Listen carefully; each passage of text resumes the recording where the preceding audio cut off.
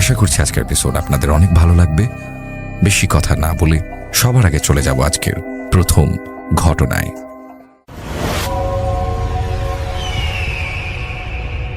আসসালামু আলাইকুম রাসেল ভাই, আসসালামু আলাইকুম লিসেনার্স, আশা করি সবাই ভালো আছেন। এই মুহূর্তে যে স্টোরিটি আমি আপনাদের সাথে শেয়ার করতে যাচ্ছি, এই স্টোরিটি পাঠিয়েছেন মালয়েশিয়া প্রবাসী সাগর দেওয়ান ভাই। ঘটনাটি মাছ ধরা কেন্দ্রিক। ঘটনাটি আমার কাছে খুবই অন্যরকম লেগেছে। এমন ঘটনা সচরাচর আসলে পাওয়া যায় না। আশা করি ঘটনাটি আপনাদেরও ভালো লাগবে। কথা না বাড়িয়ে চলে যাচ্ছি সরাসরি ঘটনায়। প্রিয় লিসেনার্স, ঘটনাটির সময় অনেক আগে, 1950 সালের দিকে। আশিক ভাইয়ের দাদা, তার নাম ছিল সরফরাজ এবং তার ছোট ভাইয়ের নাম ছিল শাহনেওয়াজ।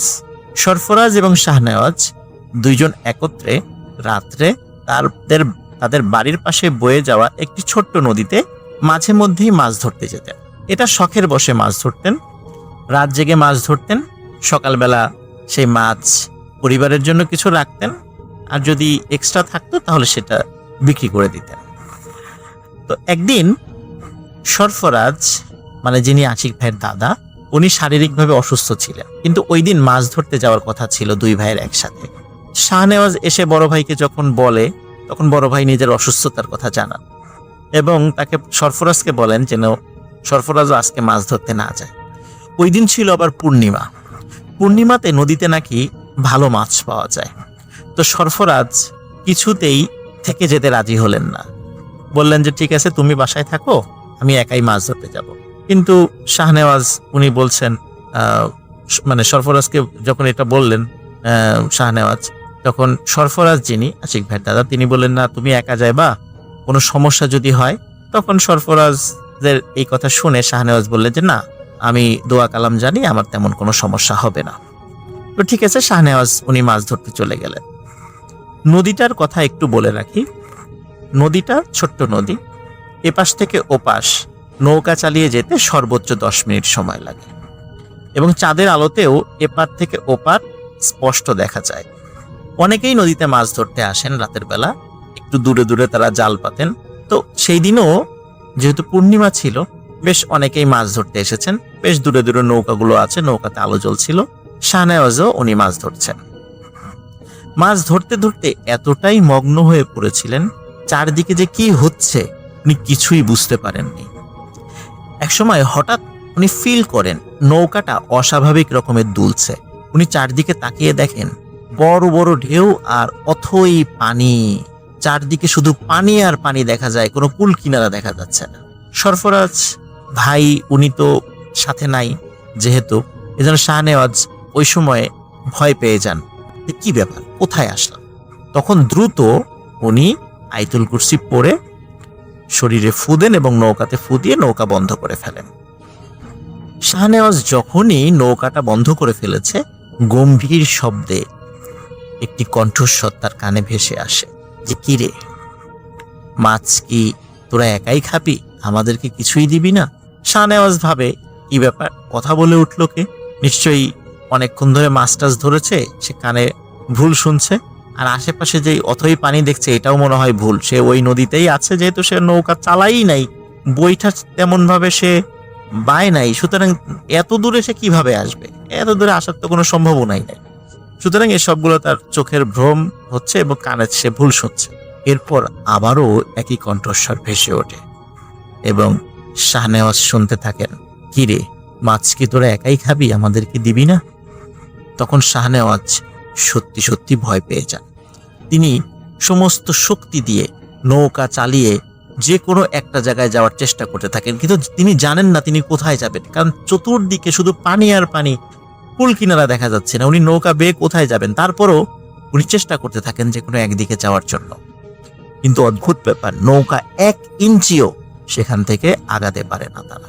শাহনেওয়াজ যখন আপ্রাণ চেষ্টা করছে, তখন হঠাৎ শাহনেওয়াজ দেখতে পায় নৌকার চতুর্দিকে বেশ কিছু মানুষের মতো মাথা, কিন্তু সেই মাথাগুলো আকারে বেশ বড়, সেগুলো নৌকার চতুর্দিকে ভেসে ওঠে। একজন কথা বলছে শাহনেওয়াজের সাথে, বলছে নৌকাটা তো তুই বন্ধ করে দিলি, আমাদেরকে মাছ দে, আমরাও মাছ খাই, তোর ভালো হবে। তখন শাহনেওয়াজ বলছে, না, আমি এত কষ্ট করে মাছ ধরি, তোমাকে কেন মাছ দিব? ওদের সাথে তর্কাতর্কি শুরু করে দিয়েছে। শাহনেওয়াজ দেখে যে নৌকার চতুর্দিকে 12টি মাথা, তার মানে 12টা জিনের একটি দল সেখানে আছে। তখন জিনদের যে সর্দার, সে শাহনেওয়াজকে বলে, তুই তো আজকে মারা যাবি, তোকে আমরা ছাড়বো না। তখন শাহনেওয়াজ বলে যে, ওরে আহম্মক, তুই কি ভুলে গেছিস একটু পরেই ফজরের আজান হবে? তখন তুই তো আমার কিছুই করতে পারবি না, তুই তো এখান থেকে চলে যেতে বাধ্য। তখন ওই জিনের সর্দার রাগ করে বলে ওঠে যে, ফজরের আজান হলেও তোকে এমন ভাবে অদৃশ্য করে এখানে রেখে দেব যে এখান দিয়ে যত লোকই যাক না কেন কেউ তোকে দেখতে পাবে না, কিন্তু তুই সবাইকে দেখতে পাবি। তখন শাহনেওয়াজ আরো ভয় পায় যে আসলেই তো এদের সাথে ঝামেলা করে পারা যাবে না। তখন শাহনেওয়াজের মাথায় একটি বুদ্ধি খেলে যায়। শাহনেওয়াজের বাবার কাছ থেকে শেখা একটি দোয়া পড়ে তার মাথায় থাকা পাগড়িতে একটি গিট দিয়ে এই 12 জনের মধ্যে একটি জিনকে সে আটকে ফেলে। ওদিকে জিনের সর্দার তার সাথে তো হম্বিতম্বি করছে যে তোকে তো মেরে ফেলবো।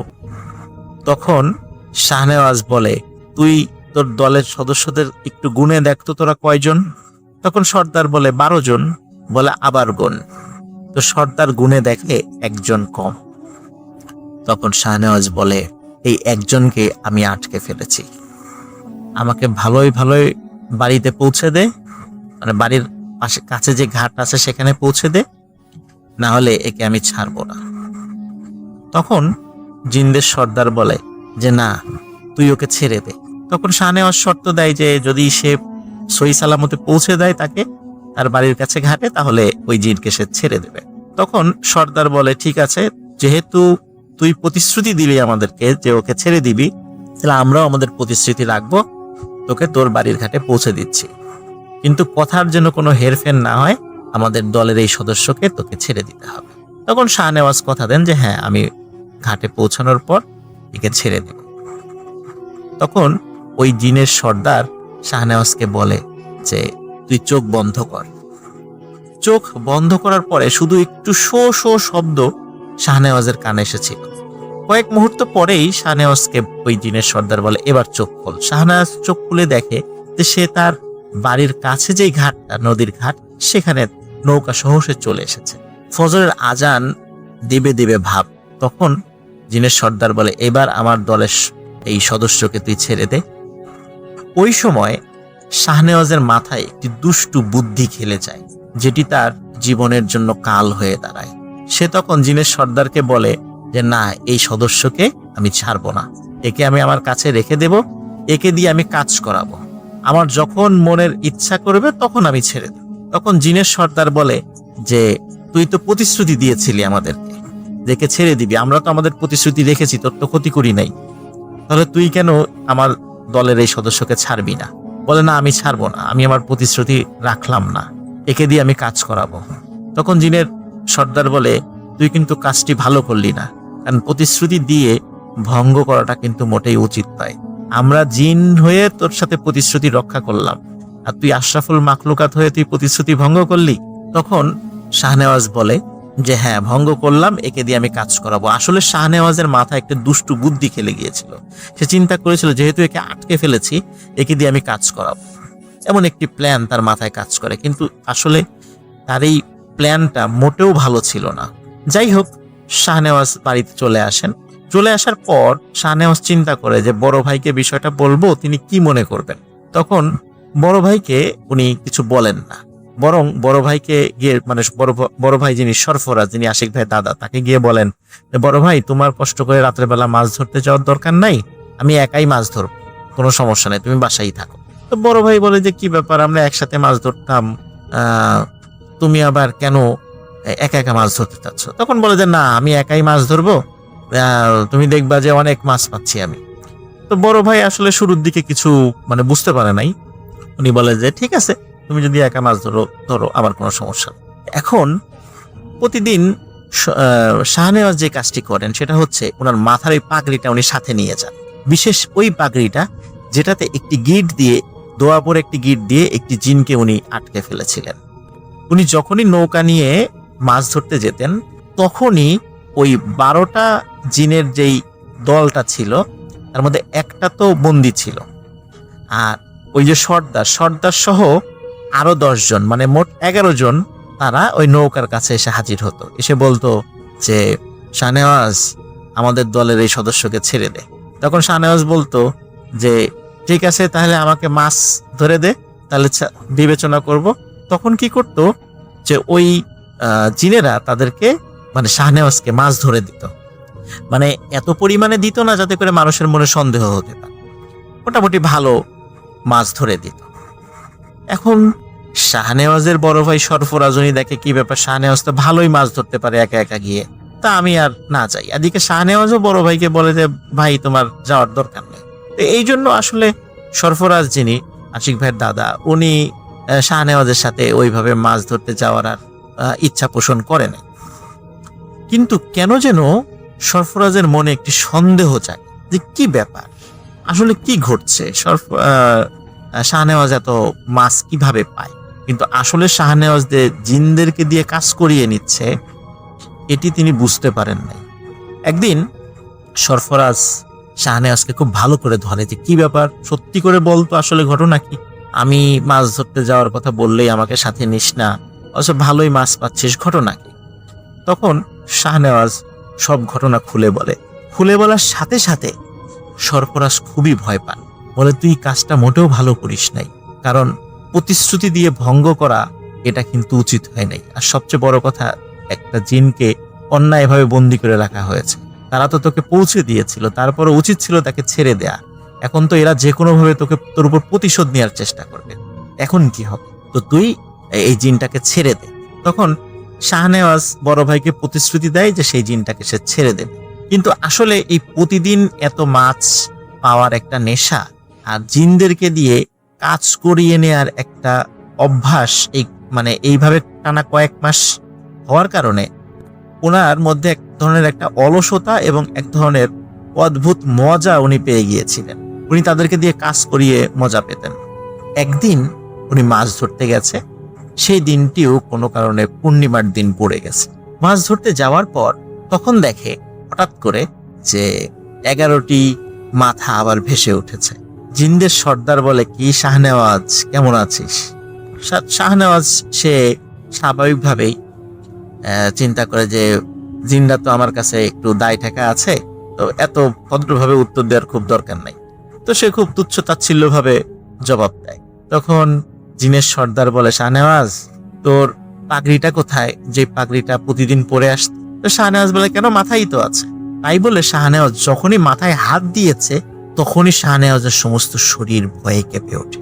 শাহনেওয়াজ দেখে ওই দিন ভুল করে সে বাসায় থাকা অন্য একটি পাগড়ি পরে চলে এসেছে, এবং যে পাগড়িতে গিট দিয়ে জিনটাকে আটকে রেখেছিল এই পাগড়িটি সে আর ওই দিন নিয়ে আসে নাই, যেটা প্রতিদিন মাছ ধরার সময় সে নিয়ে যেত।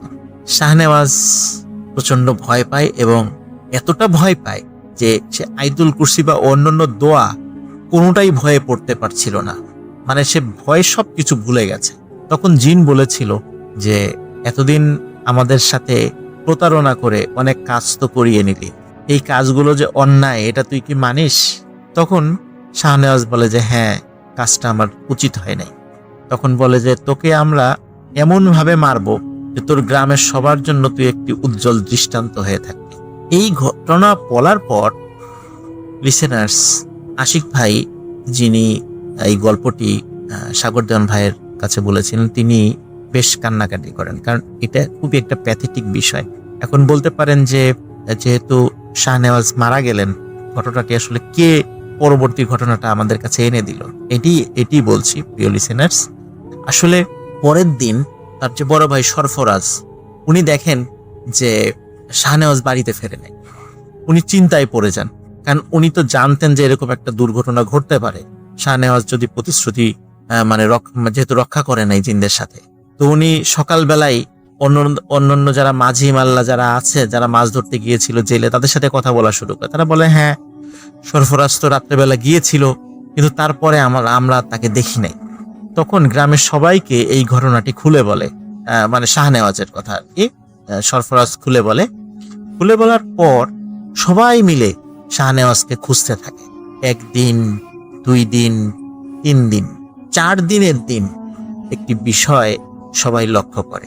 4 দিনের মাথায় দেখা যায় নৌকার একটি নৌকার তো 2টা মাথা থাকে, দুপাশে চোখা থাকে, তো একটা মাথা নদীর তলদেশ থেকে ভেসে উঠেছে আর আরেকটা মাথা নিচের দিকে। সবাই সেই নৌকার কাছে যায় এবং যখন সরফরাজকেও ডাকা হয়, আশিক ভাইয়ের দাদাকে, তখন বুঝতে পারেন এটি হচ্ছে তাদের সেই নৌকা, যেই নৌকায় শাহনেওয়াজ মাছ ধরতে বের হয়েছিল। কিন্তু আরো অদ্ভুত ব্যাপার কি, যে নৌকার যেই দৈর্ঘ্য এবং নদীর যেই গভীরতা, নদীর গভীরতা কিন্তু আরো বেশি। নৌকাটা যদি খাড়া করে ডুবিয়ে দেয়া যায় তারপরেও নদীর তলদেশে পৌঁছাবে না। কিন্তু কিভাবে এই নৌকাটা খাড়াভাবে পানির মধ্যে ভেসে উঠেছে।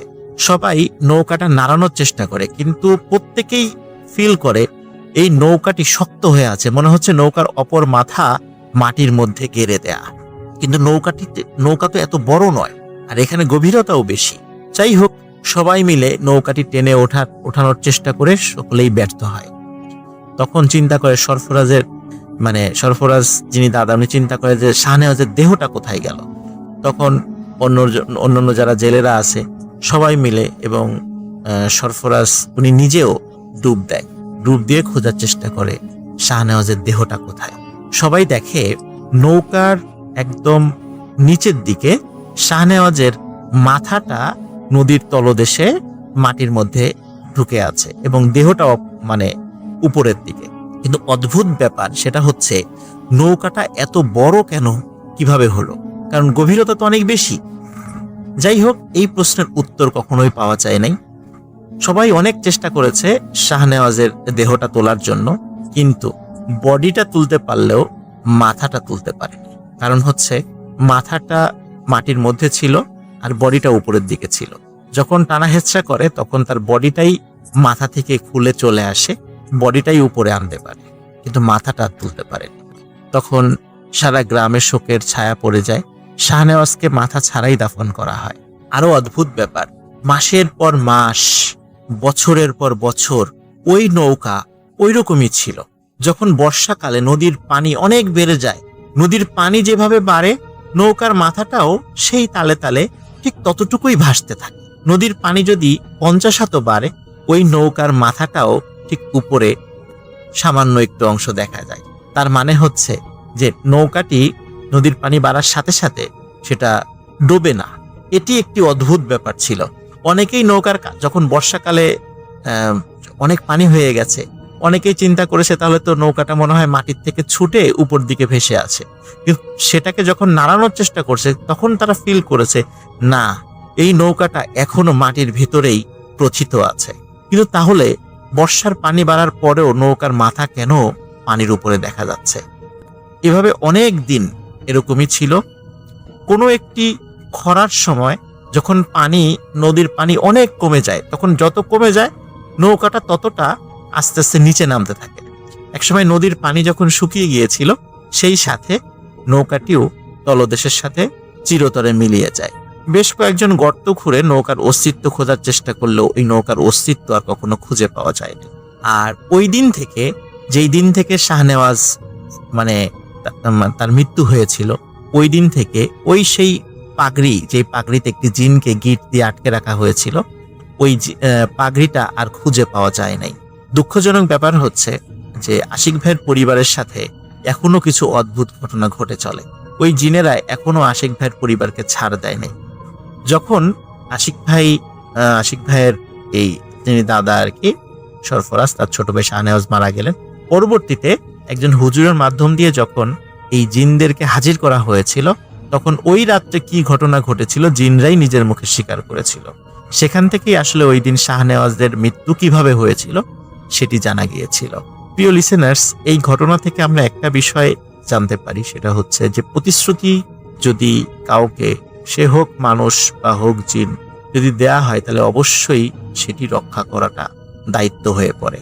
এই প্রতিশ্রুতি রক্ষা না করে শাহনেওয়াজের মনে যে দুষ্টু বুদ্ধি চলে এসেছিল, এটির খেসারত দিতে হয়েছে তার জীবন দিয়ে।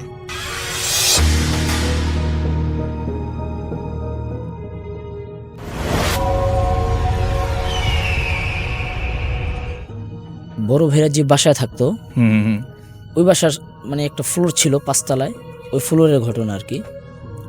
ঘটনাটা হচ্ছে এরকম যে বড় ভাই রিলেশন করতো একজনের সাথে আর কি। হুম তো উনি বললো যে রাত্রে ওই মেয়ের সাথে আর কি ওনারা ছাদে ওই যে ফ্লোরটা যে ফাঁকা ওখানে যে ওনারা দেখা করতো, কথা বলতো রাত্রে অনেক রাত পর্যন্ত। তো একদিন রাত্রে এরকম হয়েছে যে বড় ভাই উনি ওই মেয়েকে ফোন দিছে, যে মেয়ের সাথে উনি রিলেশন করে ওই মেয়েকে ফোন দিছে। দেওয়ার পর ওই মেয়ে আসছে উপরে। তো সে কিন্তু এখনও ওখানে আসছে না, মানে ফোন দিয়ে বলছে যে তুমি আসো আমি আসতেছি। তো ওই মেয়ে ওখানে যা কার সাথে যেন কথা বলতেছে দাঁড়িয়ে। ওই বড় ভাই যখন উঠতেছে, ওই যে ভাই বলছে উনি যখন উঠতেছে, তো উনি দেখে যে ওই মেয়ে কার সাথে যেন জোরে জোরে কথা বলতেছে সিঁড়িতে। তো উনি অবাক হয়ে গেল যে আমি তো এখনও পর্যন্ত পৌঁছাই নাই ওখানে, আমি সবেমাত্র তাকে ফোন দিলাম, আমার পৌঁছানোর আগে সে কার সাথে কথা বলতেছে দাঁড়িয়ে। তো উনি একটু উপর উঠে দেখলো যে পাশাপাশি দুজন দাঁড়িয়ে কথা বলতেছে। তো উনি কিছু বললো না, উনি সরাসরি চুপচাপ আস্তে আস্তে মানে পায়ে যেন শব্দ না হয় এরকমভাবে উনি উঠলো উপরে ওঠার পরে দেখলো যে ওই মেয়েটা যার সাথে কথা বলতেছে সে হঠাৎ করে উধাও হয়ে গেছে, নাই। তো সে যা জিজ্ঞেস করলো যে তুমি কার সাথে কথা বলতেছো এতক্ষণ দেব?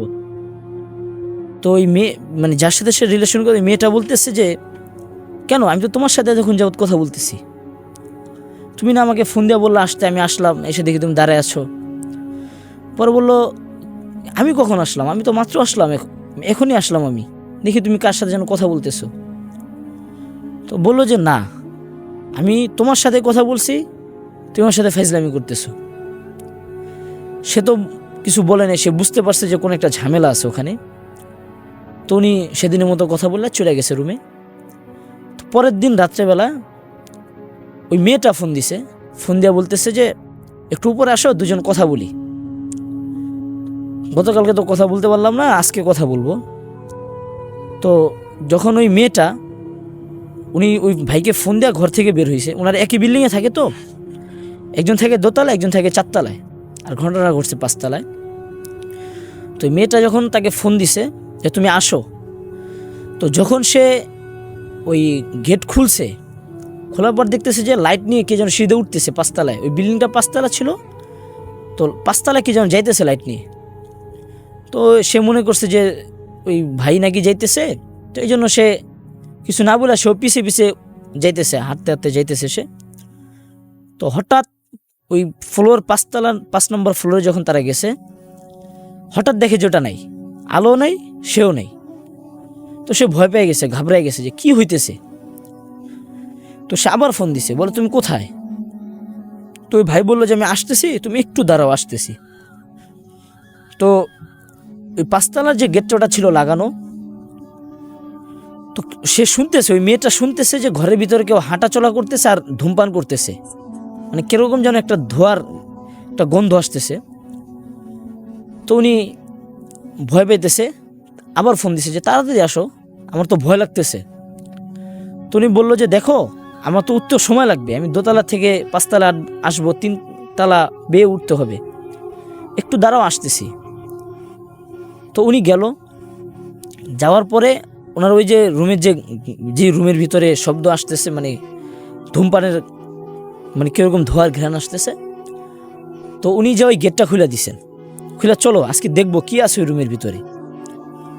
তো ওনারা যখন দুইজন প্রবেশ করলো, হঠাৎ এমন বাতাস, কোনো ঝড় নাই তুফান নাই, হঠাৎ বাতাস আসতেছে এক সাইড থেকে। তো সে বলল যে এমন মনে হইতেছে যে আমাকে উড়াই নিয়ে যেতেছে বাতাস এসে। তো যাই হোক, অনেক কষ্ট করে নিজেকে আটকে রাখছি যে বাতাস কোনোভাবে যেন বাতাসের সাথে হার না মানি। তো উনি সাথে সাথে একটা বিড়ি মানে সিগারেট ধরাইছে আর কি। উনি ধরানোর পরে ওই সিগারেটটা নিয়ে পুরো রুমে হাঁটতেছে যে কে আছে এই রুমে, আজকে দেখবো, প্রতিদিন ডিস্টার্ব করে। তো উনি আর সেদিনের মতো কিছু পায় নাই, বাতাস আসতেছে, উনি ভয় পাইলো, পায়া বললো যে দেখো রাত্রে আর আমাদের এখানে আসা কথা বলা সম্ভব না, এখানে রাত্রে সমস্যা হইতে পারে, তো আমরা অন্য কোথাও যা কথা বলবো, ছাদে যাব। তো মেয়ে বলছে যে ঠিক আছে আমরা পরের দিন ছাদেই যাব। তো যাই হোক, ওনারা পরের দিন রাত্রে আবার একই টাইমে ছাদে গেছে। তো ওনারা ছাদে দুইজন পাশাপাশি দাঁড়ায় কথা বলতেছে। হঠাৎ দেখে যে কিরকম ছায়ার মতো একটা দূর দিছে, ওনাদের পাশ দিয়ে। তো ওই মেয়েটা যার সাথে সে কথা বলতেছে সে ঘাবড়ে গেছে যে কি হইতেছে আমি বুঝতেছি না। রাত্রে আসলেই কিছু না কিছু একটা ঘটতেছে, লাইট একদিন, আরেকদিন তার সাথে কথা বলতেছি, আজকে সে দৌড়ায় চলে যেতেছে, কে এটা? তো এই যে বড় ভাই সে বললো যে একটু ধৈর্য ধারণ করো, ভয় পাও না, আমি দেখতেছি কি হয়, আজকে না হয় কালকে এটা অবশ্যই একটা রহস্য বের করব। তো উনি ওই মেয়েটাকে ঘরে পৌঁছায় দিয়েছেন, দিয়া উনি আবার একটু নেশা করতো তো আগে, এখন একটু আলহামদুলিল্লাহ তাবলিগে যাওয়ার পর ভালো হয়েছে, দাওয়াত তাবলিগে যে একটু পরিবর্তন হয়েছে। তো উনি নেশা করতো আর কি। তো ওনাকে পাঠিয়ে দিয়ে উনি নেশার জন্য আর কি প্রস্তুত হইতেছে, নেশা করবে। তো এখন উনি দেখতেছে যে ওনার সামনে আরেকজন বৈশা একই রকম কাজ করতেছে। তো উনি প্রথমে মনে করছে যে ওনার সাথে কেউ না কেউ হয়তো বা ফাইজলামি করতেছে বা মজা করতেছে, যে আমার সাথে ফাইজলামি। উনি নেশার ঘরে ছিল তো এই জন্য বুঝতে পারেনি। তো যখন ওনার ওই কাজটা শেষ, উঠবে ঘরে যাবে, এখন দেখে যে ওনার শরীরটা কেমন যেন অস্থির অস্থির লাগতেছে, ভার ভার লাগতেছে, উনি যাইতে পারতেছে না। পরে উনি যখন ছাদের থেকে 5 তলায় নামছে, যে ঘরটার ভিতর ওনার সমস্যাটা ছিল ওই ঘরের গেট খোলা, কেমন যেন কান্নার আওয়াজ আসতেছে ঘর থেকে। তো ওই ভাই ভয় পেয়ে গেছে যে কি হইতেছে, বুঝতেছি না কিছু, এই ঘরটা কি। তো যাক উনি ওদিন ভয় পায়া চলে গেল। পরের দিন উনি একাই গেছে, ওই মেয়েকে আর ডাকে নাই। পরের দিন উনি একাই গেছে, 15 দিন পরের দিন উনি একাই যাওয়ার পরে আপনার উনি গেছে, সাহসী মানুষ, বিড়ি ধরে মানে সিগারেট ধরে আগুন নিয়ে গেছে। উনি কয় যে আগুন পাইলে তোরা ভয় পায়। তো উনি গেছে আগুন ধরে মেসলাইট সাথে করে নিয়ে গেছে, যেন দেখে কি হবে, আজকে যা হওয়ার হবে। তো উনি ওখানে দাঁড়াইছে, দাঁড়ানোর পর দেখতেছে পায়ের শব্দ হইতেছে বারবার ওই রুমটার ভিতরে। তো যখন শব্দ হইতেছে উনি সাহস করে ঢুকছে, গেট খুলা। ঢোকার পরে ওনার কাছে মনে হইতেছে যে ওনাকে মারবে কেউ। ওকে। তো প্রথমে একদিন যে বাতাস আসছিল ওরকম বাতাস শুরু হয়ে গেছে, ওনার যে সিগারেটের জাগুনটা নেভে গেছে। তো উনি ভয় পেয়ে গেছে যে কি হইতেছে। তো হঠাৎ উনি অদ্ভুত একটা আওয়াজ শুনলো, যে আওয়াজটা হইতেছে যে তোর কপালটা ভালো যে তুই আজকে একা আসছস, ওকে, যদি কাউকে নিয়ে আসতি তোর খবর ছিল। তুমি তো সাহসী মানুষ, তো উনি বলতেছে যে কে তুই, সামনে আয় দেখি তোর চেহারা, তুই আমাকে কিছু করতে পারবি না, তোর খবর আছে। তো সে বলতেছে যে তুই সামনে আয়, সামনে এসে কথা বল, দেখি তুই কে। আমি তোর সামনে আসবো না, আমি এই রুমে থাকি, 5 তলায় থাকি। পরে উনি ওই যে বাসা ভাড়া থাকে, ওই বাসার ম্যানেজার ছিল, তাকে জিজ্ঞেস করছে যে এই রুমটা মানে 5 তলার যে রুমটা এটা কয় বছর যাবত বন্ধ। তো ম্যানেজার বলছে 5 বছর, প্রায় 5 বছর যাবত। ওখানে নাকি কেউ ফাঁসি দিয়ে মারা গেছিল।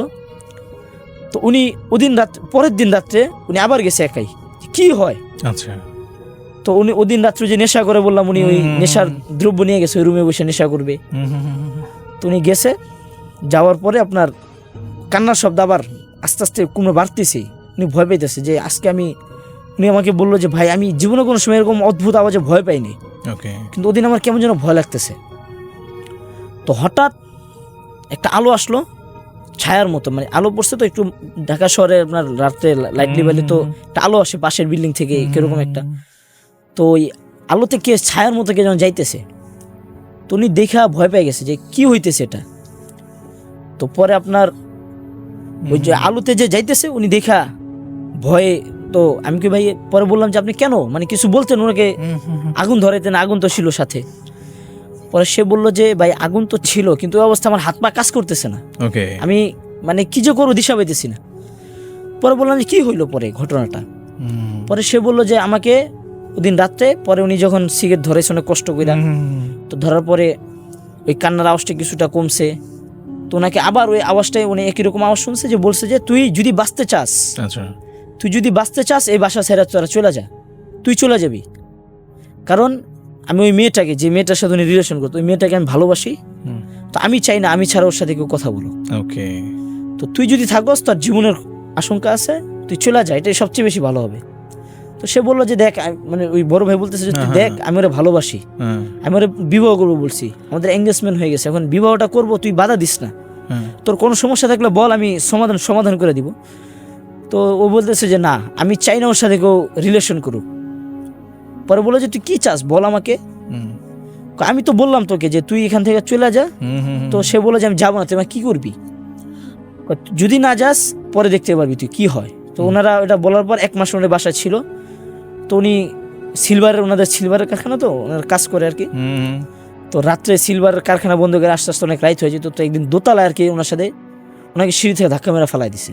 ফালাই দিছে? হ্যাঁ, Oh my goodness. মানে উনি উঠতেছে ওনাকে ফালাই দিছে হ্যাঁ, হঠাৎ।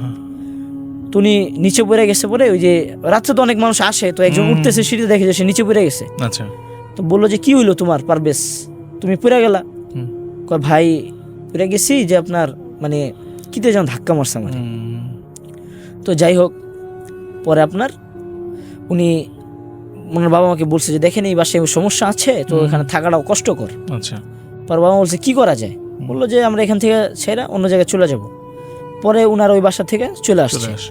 তো পরে আর ওনার ওইরকম ঘটনার ফেস হয়নি। পরে কি ওই মেয়ে কি বিয়ে করছিল উনি? ওই মেয়ে অন্য কারোর সাথে বিবাহ হয়েছে, ওনার সাথে আর বিবাহ হয়নি।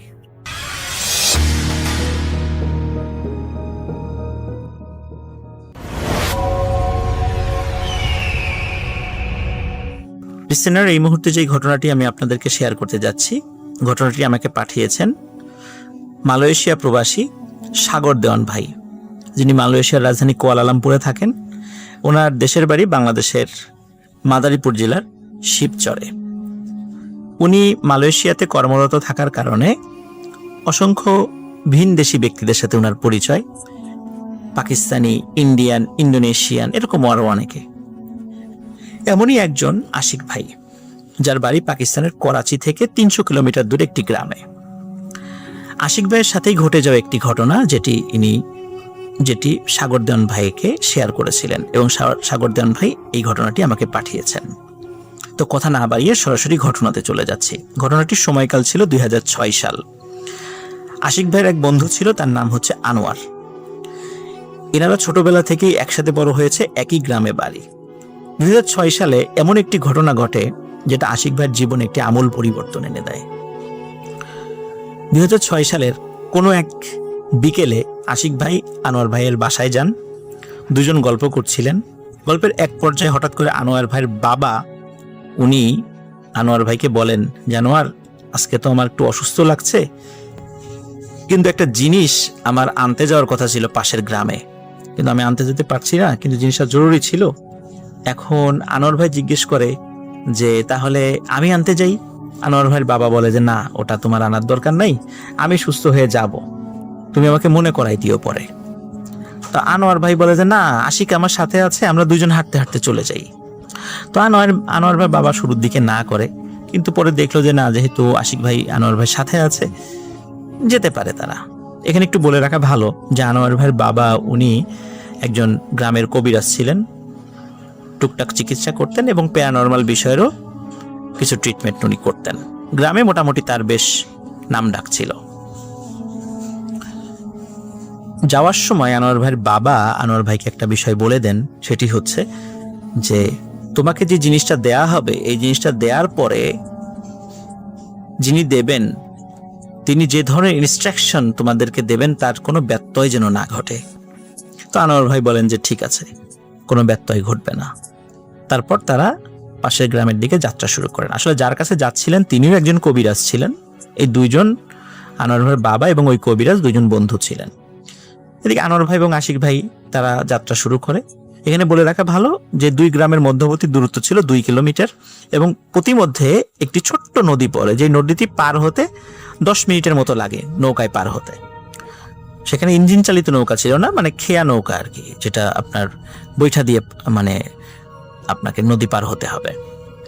তো ওনারা চিন্তা করেন যে মাগরিবের নামাজটা আমরা ওই জায়গায় গিয়ে পড়বো, ওই কবিরাজের বাড়ির ওখানে গিয়ে পড়বো। তো এই জন্য ওনারা তাড়াতাড়ি পা চালানো শুরু করেন। পা চালাতে যখন নদীর কাছে চলে আসেন, নদীতে অসংখ্য নৌকা ছিল, একটি নৌকায় ওনারা পার হয়ে যান। পার হয়ে মাগরিবের আজানের আগেই ওনারা ওই কবিরাজের বাড়িতে পৌঁছে যান এবং কবিরাজ বাড়িতেই ছিল। মাগরিবের নামাজের পর কবিরাজের সাথে কথা হয়। কবিরাজ বলেন যে তোমার বাবা আসলেন না? তখন আনোয়ার ভাই বলেন যে বাবা তো একটু অসুস্থ, এই জন্য আসেন নাই, আমাকে পাঠিয়েছেন। তখন কবিরাজের কপালে একটি চিন্তার ভাঁজ পড়ে। বলেন যে তোমার বাবা তোমাদেরকে পাঠালেন, কিন্তু এটা কি ঠিক হলো? তোমাদেরকে এই জিনিসটা দেয়া ঠিক হবে কিনা আমি ভাবছি। তখন আনোয়ার ভাই বললো যে কোনো সমস্যা নেই, আমার সাথে আমার বন্ধু আছে, আমি তো একা না, আমরা দুজন আছি, আপনি নির্দ্বিধায় আমাদেরকে দিয়ে দিতে পারেন। তখন আনোয়ার ভাইয়ের সাথে থাকা মোবাইলে তিনি আনোয়ার ভাইয়ের বাবার সাথে ফোনে কথা বলেন। তখন তার বাবা বলেন যে ওদেরকে দিয়ে দেন। আচ্ছা ঠিক আছে, দিয়ে দিচ্ছি। ওনাদের কাছে আনোয়ার ভাই এবং আশিক ভাই দুইজনের কাছে বাটনওয়ালা ফোন ছিল। তখন কিন্তু স্মার্টফোন এতটা আসেনি, 2006 সালের দিকে এতটা মানে স্মার্টফোনের প্রচলন হয়নি। ওনার কাছে বাটনওয়ালা ফোন ছিল এবং ফোন ফুল চার্জ ছিল। ফুল চার্জ দিয়ে ওনারা নিয়ে গেছেন, যদি যেহেতু পথে যাবে আবার ফিরবে, মোবাইলে চার্জ এই জন্য ভালো করে দিয়ে নিয়ে গিয়েছিলেন। কবিরাজ বলেন তোমরা এশার নামাজ পর্যন্ত ওয়েট করো, এশার নামাজের পরে আমরা একসাথে খাওয়া দাওয়া করে তারপরে ওই জিনিসটা তোমাদেরকে দিব, তোমরা তখন চলে যাও। বলে আচ্ছা ঠিক আছে। তখন এশার নামাজ পর্যন্ত গল্প গুজব করে কাটিয়ে দেয় আনোয়ার ভাই এবং আশিক ভাই।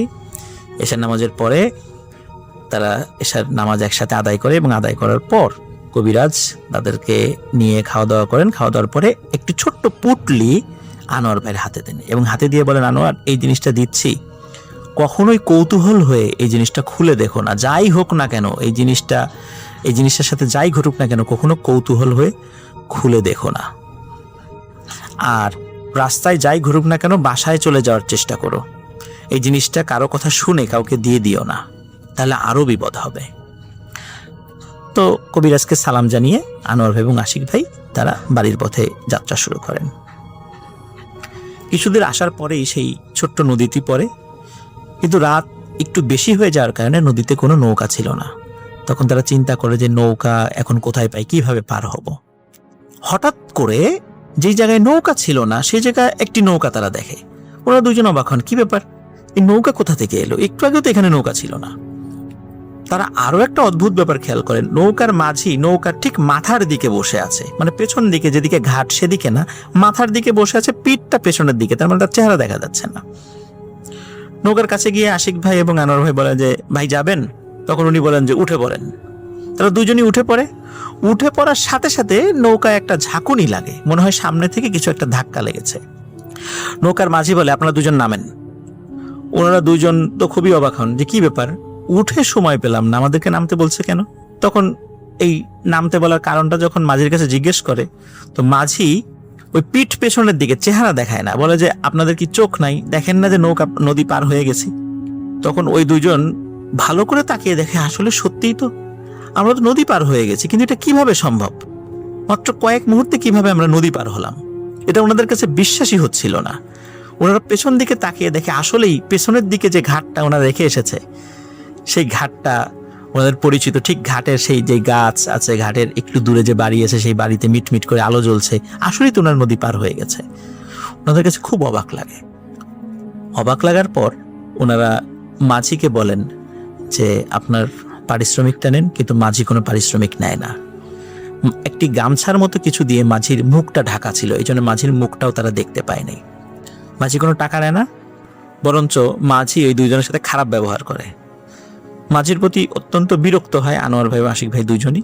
তারা ওখান থেকে হাঁটা শুরু করে গ্রামের দিকে। কিছু দূর আসার পরে হঠাৎ করে সাদা আলখেল্লা পরা একজন বৃদ্ধ লোকের সাথে আনোয়ার ভাই এবং আশিক ভাই দেখা হয়। বৃদ্ধ লোক নিজেই সালাম দেন, সালাম দিয়ে বলেন তোমরা কোথায় যাচ্ছ?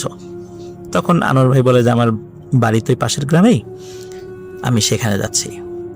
বলে তোমার হাতে ওটা কি? আনোয়ার ভাই বলে যে এটা আমার বাবার কাছে দিতে হবে, আমি জানি না এর মধ্যে কি আছে। বলে তোমার তো জানা উচিত ছিল এর মধ্যে কি আছে।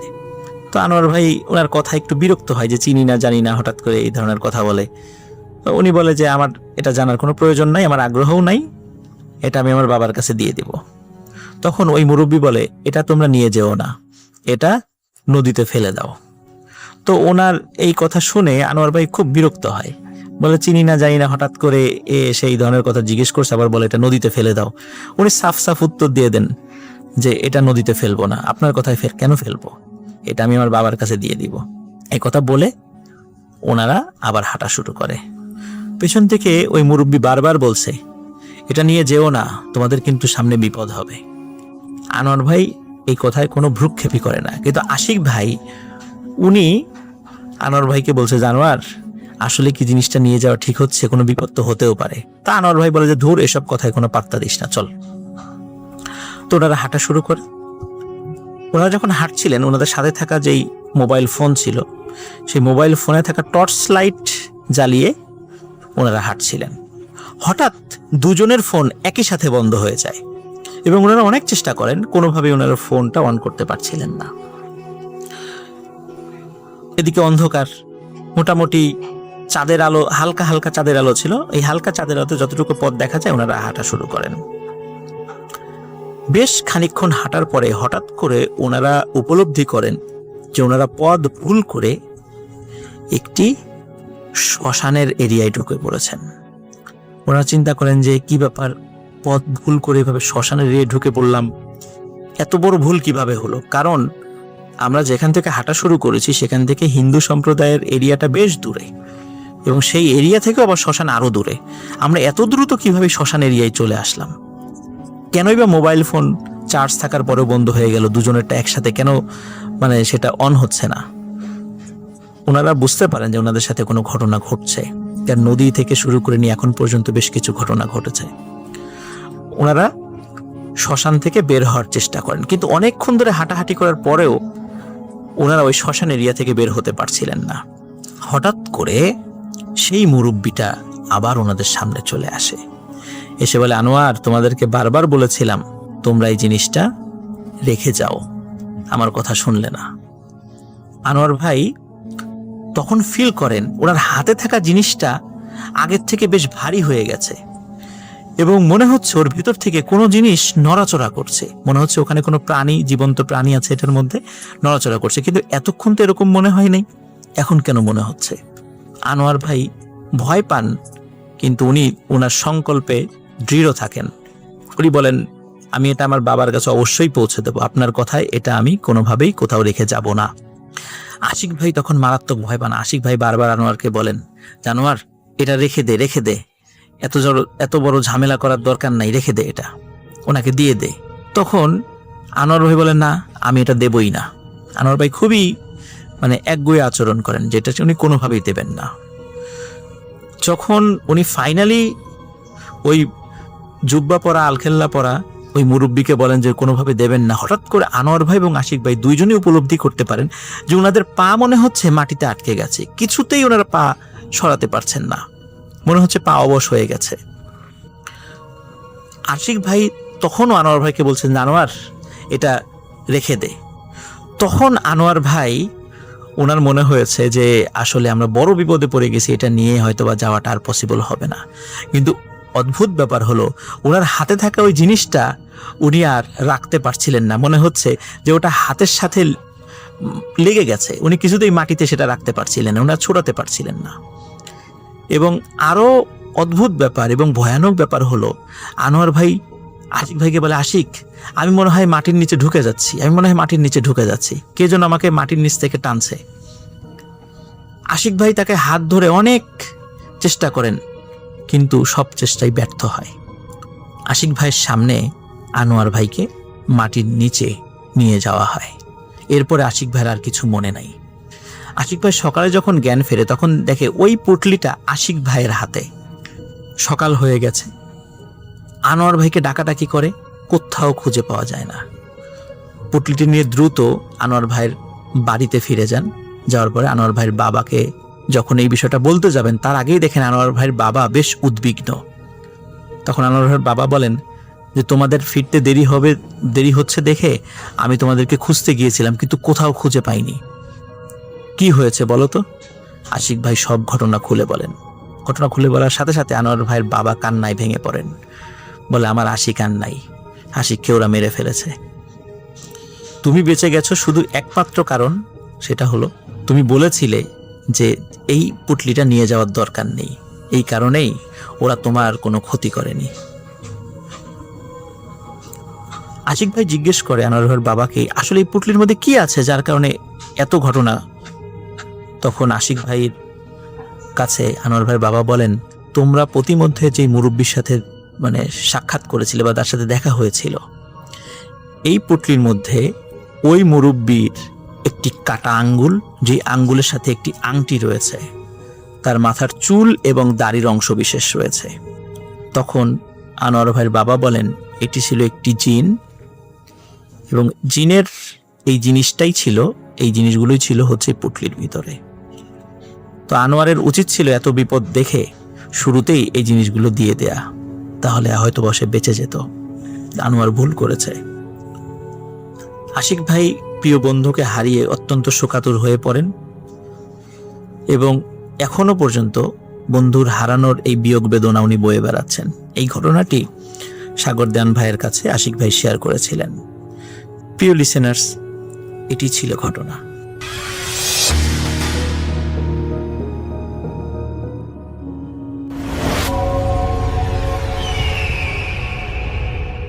আসসালামু আলাইকুম লিসনার্স, সবাইকে আমন্ত্রণ জানাচ্ছি। আমি ডক্টর আলিফ।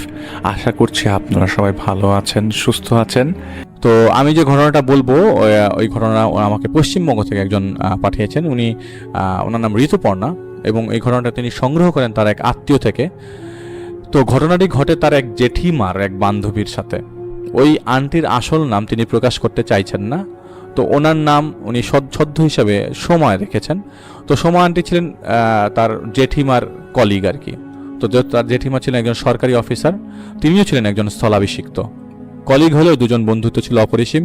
ওই আন্টিকে তিনি ছোটবেলায় দেখেছেন, ফলে তাকে মোটামুটি তিনি চেনেন এবং তাদের অঞ্চলে তিনিও তার বড় বোন একটা ফ্ল্যাটে থাকতেন এবং তিনি বিবাহিত ছিলেন না সম্ভবত। এই নিয়ে তাদের কখনো মাথা ব্যথা ছিল না। যাই হোক, এবার ঘটনায় আসি। সময়টা ছিল সেই সময় দুর্গাপূজার পরপরই আর কি। তো সোমা যে আন্টি ছিল তাদের আবাসনে এক অল্প বয়সী গৃহবধূ কোনো কারণে গলায় দড়ি দিয়ে আত্মহত্যা করে। পরিবারে ছিল তার স্বামী ও দুই ছোট ছোট ছেলে মেয়ে। ওদের ফ্ল্যাটটা ছিল সোমা আন্টিদের পাশের ফ্ল্যাট, মানে পাশের একদম ফ্ল্যাটের পাশে আর কি। মানে আন্টিদের বারান্দা থেকে ওদের ফ্ল্যাটের জানালাটা ছিল একদম মুখোমুখি। ওরা শোনে যে ওই জানালার ঘরটিতেই ওই ভদ্রমহিলা আত্মহত্যা করেছেন। পুলিশে ঝামেলা ছিল, সেসব মেটালে দেহ দাহ করা হলে সনাতন ধর্মনীতি অনুযায়ী। এরপর ব্যস্ততার চাপে সবাই লেগে যায় যে যার কাজে। এর কয়েকদিন পর শুরু হলো প্রচণ্ড উৎপাত। সেটা এতটাই বাড়াবাড়ি পর্যায়ে চলে যায় যে মৃত ভদ্রমহিলার স্বামী আবাসন কমিটির লোকদের সাথে মিটিং করলেন এবং যে বোঝাই যাচ্ছে যে এটা কিসের উপদ্রব হতে পারে। তাই এক্ষেত্রে কি করণীয়, সবাই মিলে ঠিক হলো একজন বড় পণ্ডিতকে এনে বড় করে একটা শান্তি টাইপের কিছু একটা পূজা করা হোক। আপনাদের এক্ষেত্রে জানিয়ে রাখি যে সনাতন ধর্মের রীতি অনুযায়ী আত্মহত্যার শেষকৃত্য 3 দিনে সম্পন্ন করতে হয় এবং যেহেতু পৃথিবীর প্রায় সব শাস্ত্রমন্ত্রে আত্মহত্যা মহাপাপ, তাই যতটা সম্ভব মূল কাজের উপর ফোকাস রেখেই শ্রাদ্ধ করা হয়। তো লোকজন নিমন্ত্রণ পারতপক্ষে করা হয় না, করলেও কেউ যেতে চায় না। এছাড়া স্বাভাবিক মৃত্যুর ক্ষেত্রে 12 দিন, কারো ক্ষেত্রে 10 দিন অথবা অবধি অশৌচ পর্ব চলে। যাই হোক, এই বড় পণ্ডিত এসে নানাবিধ উপচার সহযোগে শান্তি সত্তন শুরু করেন। কাজটা হচ্ছিল ওই ঘরটিতে, যেটিতে সোমা আন্টি বারান্দায় দাঁড়ালে দেখা যায়। ওরা 2 বোন বারান্দায় দাঁড়িয়ে সেটা দেখছিল। এরকম রাজস্ব যজ্ঞ ওরা আগে দেখেনি। ধূপ দীপ গাওয়া ঘি অগুরোর আতর বিশেষ গন্ধে মমো করছে চারিপাশ। এমন সময় সোমা আন্টি ঘরে গেলেন কি কাজে। কিছুক্ষণ পর তার গলার আওয়াজ শোনা গেল। তিনি তার দিদিকে ডাকছেন। তিনি ঘরে গিয়ে দেখলেন তার বোন তাকে বলছে যে তার ফোন আপনা আপনি বন্ধ হয়ে গেছে, অথচ তিনি বন্ধ করেননি। এছাড়া ফোনে চার্জ দিয়েছেন আজকে সকালেই, তার একটা দরকারি ফোন করার আছে। এদিকে ফোন কিছুতেই অন হচ্ছে না। তার দিদি তার ফোনটা বোনকে দিলেন। আশ্চর্য, এটা যে দিদির ফোনের অবস্থা একই, সেটাও আপনা আপনি বন্ধ হয়ে গেছে। দুজনেই অবাক হয়ে যায়। দুজনের ফোনই একসাথে খারাপ হওয়াটা স্বাভাবিক না। দুজনেই মাথায় হাত দিয়ে বসেন। এখন দুটোকেই যদি দোকানে সারাতে দিতে হয় তাহলে মুশকিল, কেননা ওরা একা থাকেন। এমন সময় তাদের ল্যান্ড ফোনটা বেজে ওঠে। সোমা আন্টি ফোন ধরলেন। ফোন করেছেন তাদের এক বোনজি, তিনি থাকতেন বেহালাতে।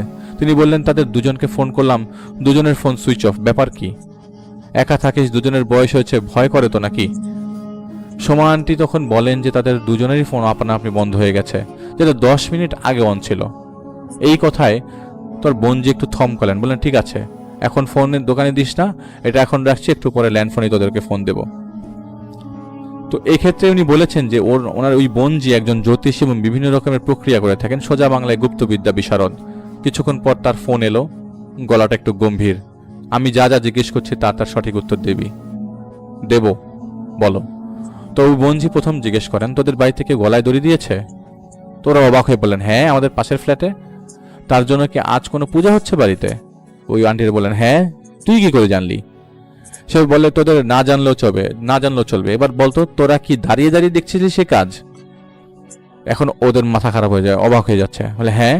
তো বঞ্জি বলেন এক্ষুনি বারান্দার দরজা বন্ধ কর আর একেবারেই বাইরে যাবি না। ভুলে যাস না এটা কিন্তু সাধারণ পূজা নয়, একজনের আত্মার শান্তি কামনার পূজা। যা বলছি তাই কর যদি ঝামেলায় না পড়তে চাস। তার বঞ্জি ওদের একটা মন্ত্র শিখিয়ে দেয় এবং বললেন এটা পরে একটা কাচের গ্লাসে একদম কানায় কানায় জল ভরে ডাইনিংয়ের সোফায় পাশে একটা টেবিলে রেখে দিবি। কাল সকালে উঠে দেখবি গ্লাসের জলের পরিমাণ কমেছে কিনা এবং কোনো রকম আষ্টে গন্ধ আছে কিনা।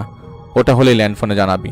পরের দিন আন্টিরা দেখলেন যে গ্লাসের জল তো কমেছেই এবং তাকে ঘিরে তীব্র আষ্টে গন্ধে বমি হওয়ার মতো অবস্থা।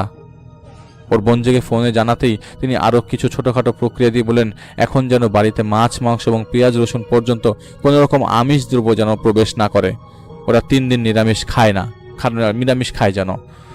তো কারণ জিজ্ঞাসা করাতে বলে বঞ্জি বলেন যে ওই ভদ্রমহিলার আত্মা তো শান্তি পায়নি, কারণ কেননা সাধ্যে সম্ভবত খুঁজছিল, তাই উৎপাত করতেন তিনি। এইবার যজ্ঞটা হওয়া দরকার ছিল, কিন্তু ওরা অন্যায় করেছে ওই শ্রাদ্ধটি দেখে এবং ওই সময় বারান্দার দরজা খোলা রেখে, মানে ওই আপুরা ওই দিদিরা নাকি ভুল করেছে। আত্মা ছিল ওই ঘরের মধ্যে, আত্মা অর্থাৎ নেগেটিভ এনার্জি। সে কিনা যজ্ঞের ধোয়ার মধ্যে দিয়ে বাইরে বেরিয়ে যাওয়ার বদলে বেশ কিছুটা আন্টিদের ফ্ল্যাটে এসে ঢোকে। নেগেটিভ এনার্জির জন্য আরও ভয়াবহ কাণ্ড ঘটে থাকে। অনেক সময় বাল্ব ফেটে যায়, ইলেকট্রনিক গ্যাজেটও খারাপ হয়ে যায়। ওদের ক্ষেত্রে আংশিক ঘটনা সেটাই ঘটেছে। তো সে থেকে আন্টিরা এই ধরনের অনুষ্ঠান ওনাদের বাড়িতে এড়িয়ে যায়। বলা বাহুল্য তারপর ফোন আপনা আপনি ঠিক হয়ে গেছে। তো এই ছিল তাদের ঘটনা।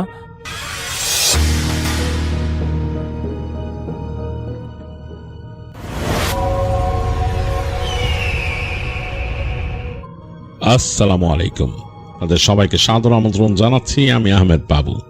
কেমন আছেন আপনারা? আশা করি সবাই ভালো আছেন। আমি আল্লাহর রহমতে ভালো আছি আলহামদুলিল্লাহ। যেই ঘটনাটি আমাদের সাথে শেয়ার করেছেন এলাইনা আহসান অস্ট্রেলিয়ার ক্যানবেরা থেকে, এবং তিনি তার নিজের জীবনে ঘটা একটি ঘটনা আমাদের কাছে শেয়ার করেছেন, যেটি তিনি বাংলাদেশে থাকাকালীন সময় তার সাথে ঘটেছিল। 2015 সালের কথা। এলাইনা তখন ঢাকার উত্তরায় বসবাস করেন। তিনি বাংলাদেশের একটা প্রাইভেট ইউনিভার্সিটিতে পড়াশোনা করতেন। তো তাদের বাসা বেশ ছিমছাম ছিল, গোছালো উত্তরাতে, কিন্তু সেই বাড়িটা তার বাবা ভাঙার প্ল্যান করেন। তারা বাড়িটা তৈরি করবেন নতুন করে। তো এই সময়টাতে তার বাবা তাদের নিয়ে মুভ করে গেলেন গাজীপুরে। তাদের একটা বাড়ি ছিল, বাংলো বাড়ি। এটা তার বাবা অনেক আগে করেছিলেন সেখানে। এই বাড়িতে আগে তারা বেড়াতে আসতো মাঝে মাঝে, তারা সবাই মানে টাইম কাটাতে আসতো, ছুটি কাটাতে আসতো। তারা তার খালামণিরা অনেকে এসে এখানে সময় কাটিয়ে যেত। একেবারেই বেশ বড় করে করা বাড়িটা, এবং আসলে এটা বাগান বাড়ি, কারণ গাছগাছালি আছে চারিপাশে, বেশ অনেক দূর পর্যন্ত এই বাগান তাদের।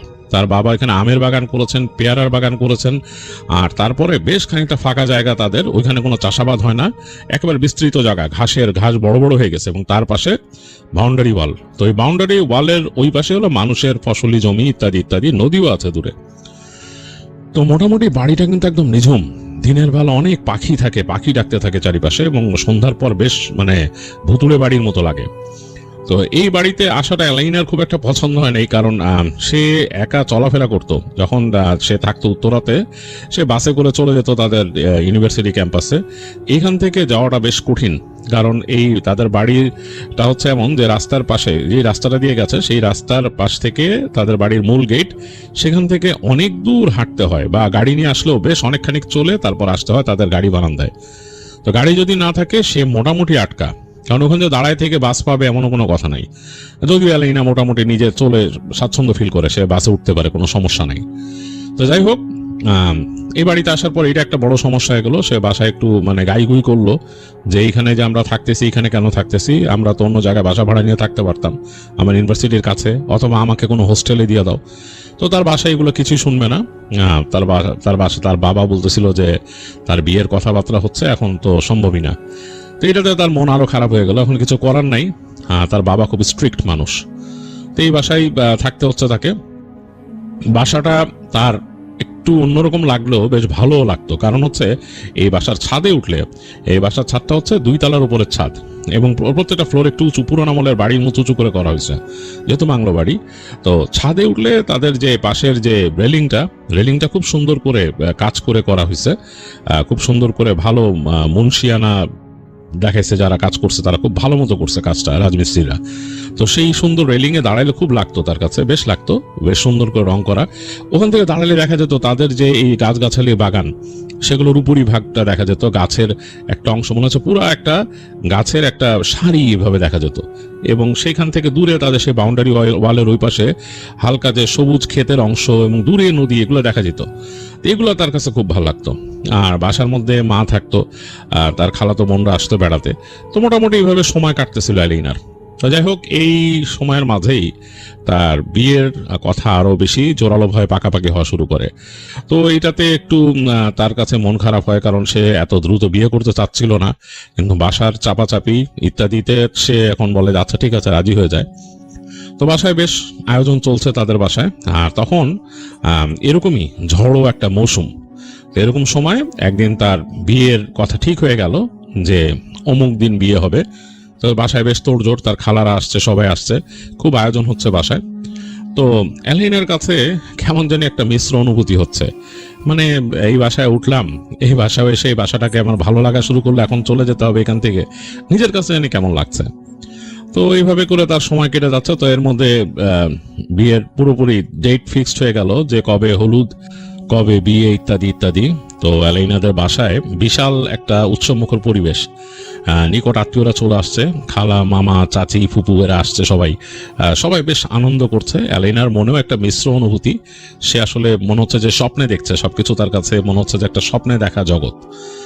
তো এরকম দেখতে দেখতেই তার হলুদের দিন চলে আসলো।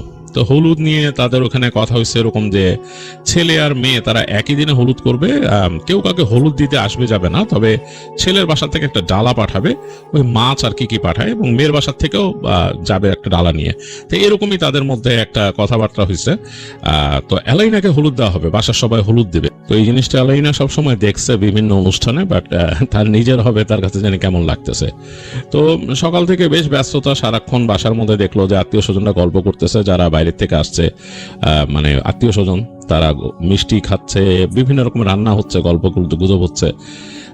বিকেলের দিকে অ্যালাইনাকে বলা হলো যে তাকে গোসল করতে নিয়ে যাবে তার ওই খালা, তারপর বান্ধবী এরা তাকে তারপর এনে তাকে ডিফারেন্ট শাড়ি পরায়, তারপর নাকি গায়ে হলুদ দিবে, এরকম আর কি তাদের যেসব কালচার হলুদের দিন মানুষ প্র্যাকটিস করে সেগুলো আর কি। তো সেরকম ভাবে হলো, তাকে নিয়ে সাজানো হলো, ফুলের গয়না টয়না দিয়ে হলুদ শাড়ি পরানো হলো, এবং দেখা গেলো কাঁচা হলুদ বাটা হয়েছে, সেগুলো রাখা হয়েছে, বিভিন্ন জিনিস তাকে সাজাচ্ছে। এবং তাদের একটা রুম ছিল, লিভিং রুম, যেটা বেশ বড় এবং চারিপাশে জানালা খোলা, চারিপাশে মানে এক একটা থাই অ্যালুমিনিয়ামের শাটার দিয়ে বন্ধ করে এক এক পাশে। তো ওইটাতে বসা হলো, বেশ গুমোট দিন ছিল দেখে ওই শাটারগুলো দুই পাশ থেকে খুলে দিছে। তো অ্যালাইনাকে বসানো হয়েছে একটা স্টেজ করে এই পাশে। তো স্টেজের মধ্যে বসে অ্যালিনা দেখতেছে সেই খোলা জানালা দিয়ে, দূরে দেখা যাচ্ছে গাছের সারি, গাছগুলো নড়তেছে এবং মেঘে মেঘে ছেয়ে যাচ্ছে চারিদিক, মানে তখন বেলা প্রায় পড়ে যাচ্ছে। অ্যালিনা দেখে তার মনটা কেমন যেন বিষাদে ছেয়ে গেল। সে চিন্তা করলো যে এই বাসা থেকে বিদায় নিয়ে নিব, বাবার বাসা থেকে। মনটা কেমন যেন খারাপ হচ্ছে, সেখানে আনন্দ লাগার বদলে তার মনটা একটু খারাপ হচ্ছে। তো দেখলো যে মেঘ ছেয়ে যাচ্ছে, অন্ধকার হচ্ছে আস্তে আস্তে, কোনো ঝড় বৃষ্টি আসবে এরকম। তো তার বান্ধবীরা সবাই জিনিসপত্র গোছাতে ব্যস্ত, তার যে স্টেজ করছে তাকে যেখানে বসাইছে সেখানে জিনিসপত্র নিয়ে আসছে, এবং সে শুনতেছে যে ছেলের বাসার থেকেও ডালা আসবে, সেখানে আরো জিনিসপত্র থাকবে। তো এগুলো কথা বলতে বলতে এই সময় অন্ধকার হয়ে আসলো।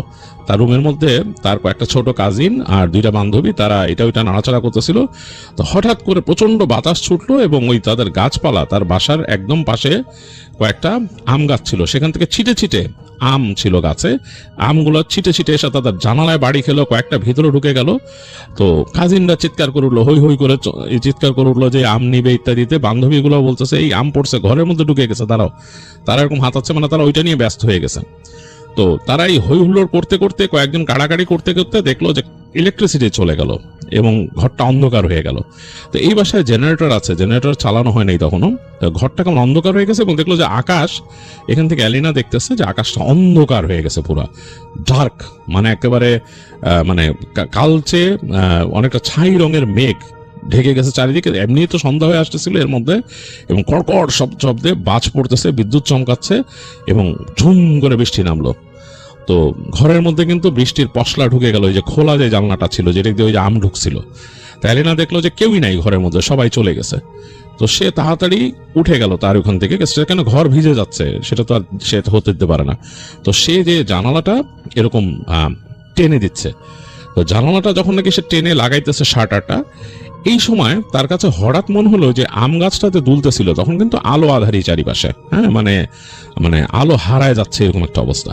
তার কাছে মনে হলো ওই আম গাছের মধ্যে কেউ একজন দাঁড়ায় আছে, 2 হাত দিয়ে 2টা ডাল ধরা আর 2 পা ওই আরেকটা ডালের মধ্যে, একটা মহিলা, হ্যাঁ, এবং তার মাথাটা একটা ডার্ক শাড়ি দিয়ে ঢাকা, মানে কালো খয়েরি টাইপের শাড়ি, মেঘের কালারের মতো একটা শাড়ি দিয়ে তার মুখটা ঢাকা, এবং লাল রঙের, লাল টকটকে রঙের একটা ব্লাউজ পরা, মানে মুখটা ঢেকে রাখছে, 2 হাত দিয়ে 2টা ডাল ধরে রাখছে, 2 পা আরেক ডালে, এরকম সে দেখতেছে এবং ডাল নড়তেছে, সেই মহিলাও নড়তেছে এখান থেকে।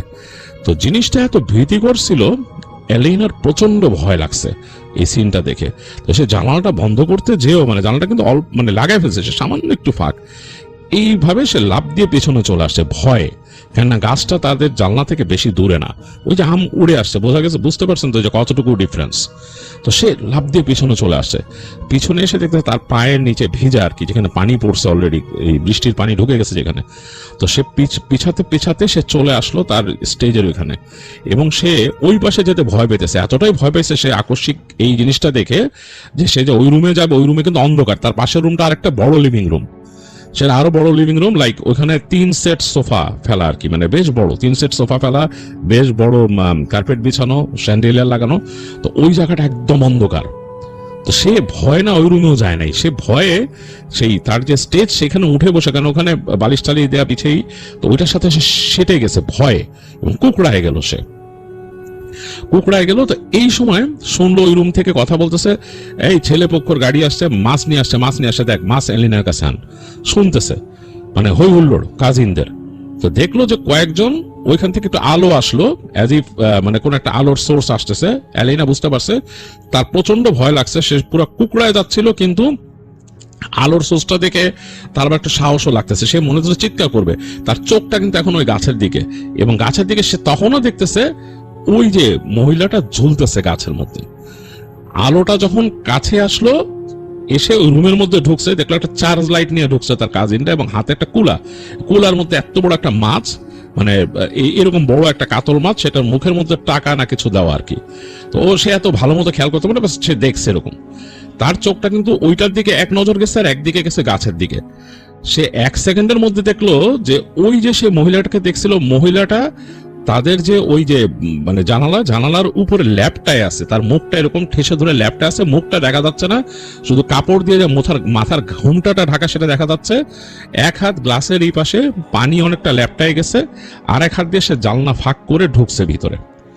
এলেনা একটা চিৎকার দিয়ে বেহুশ হয়ে গেছে, তার আর কোনো মানে কিছু খেয়াল নাই। তো বাসার মধ্যে সবাই ভয় পেয়ে গেল, এবং মাছটা ওখানে ফেলে রেখে তারা দৌড় দিল কয়েকজন। এবং খুবই আশ্চর্যজনক ব্যাপার, তারা যখন সবাই গেছে, তারা নাকি সবাই চলে গেছিল। এটা এলেনা পরে শুনছে, তার তো সেন্স ছিল না, সবাই নাকি মাছ সহ তাকে ওখানে ফেলে রেখে চলে গেছে। তারা একটু ভয়ও পাইছে তার চিৎকার দিয়ে বেহুশ হওয়া দেখে।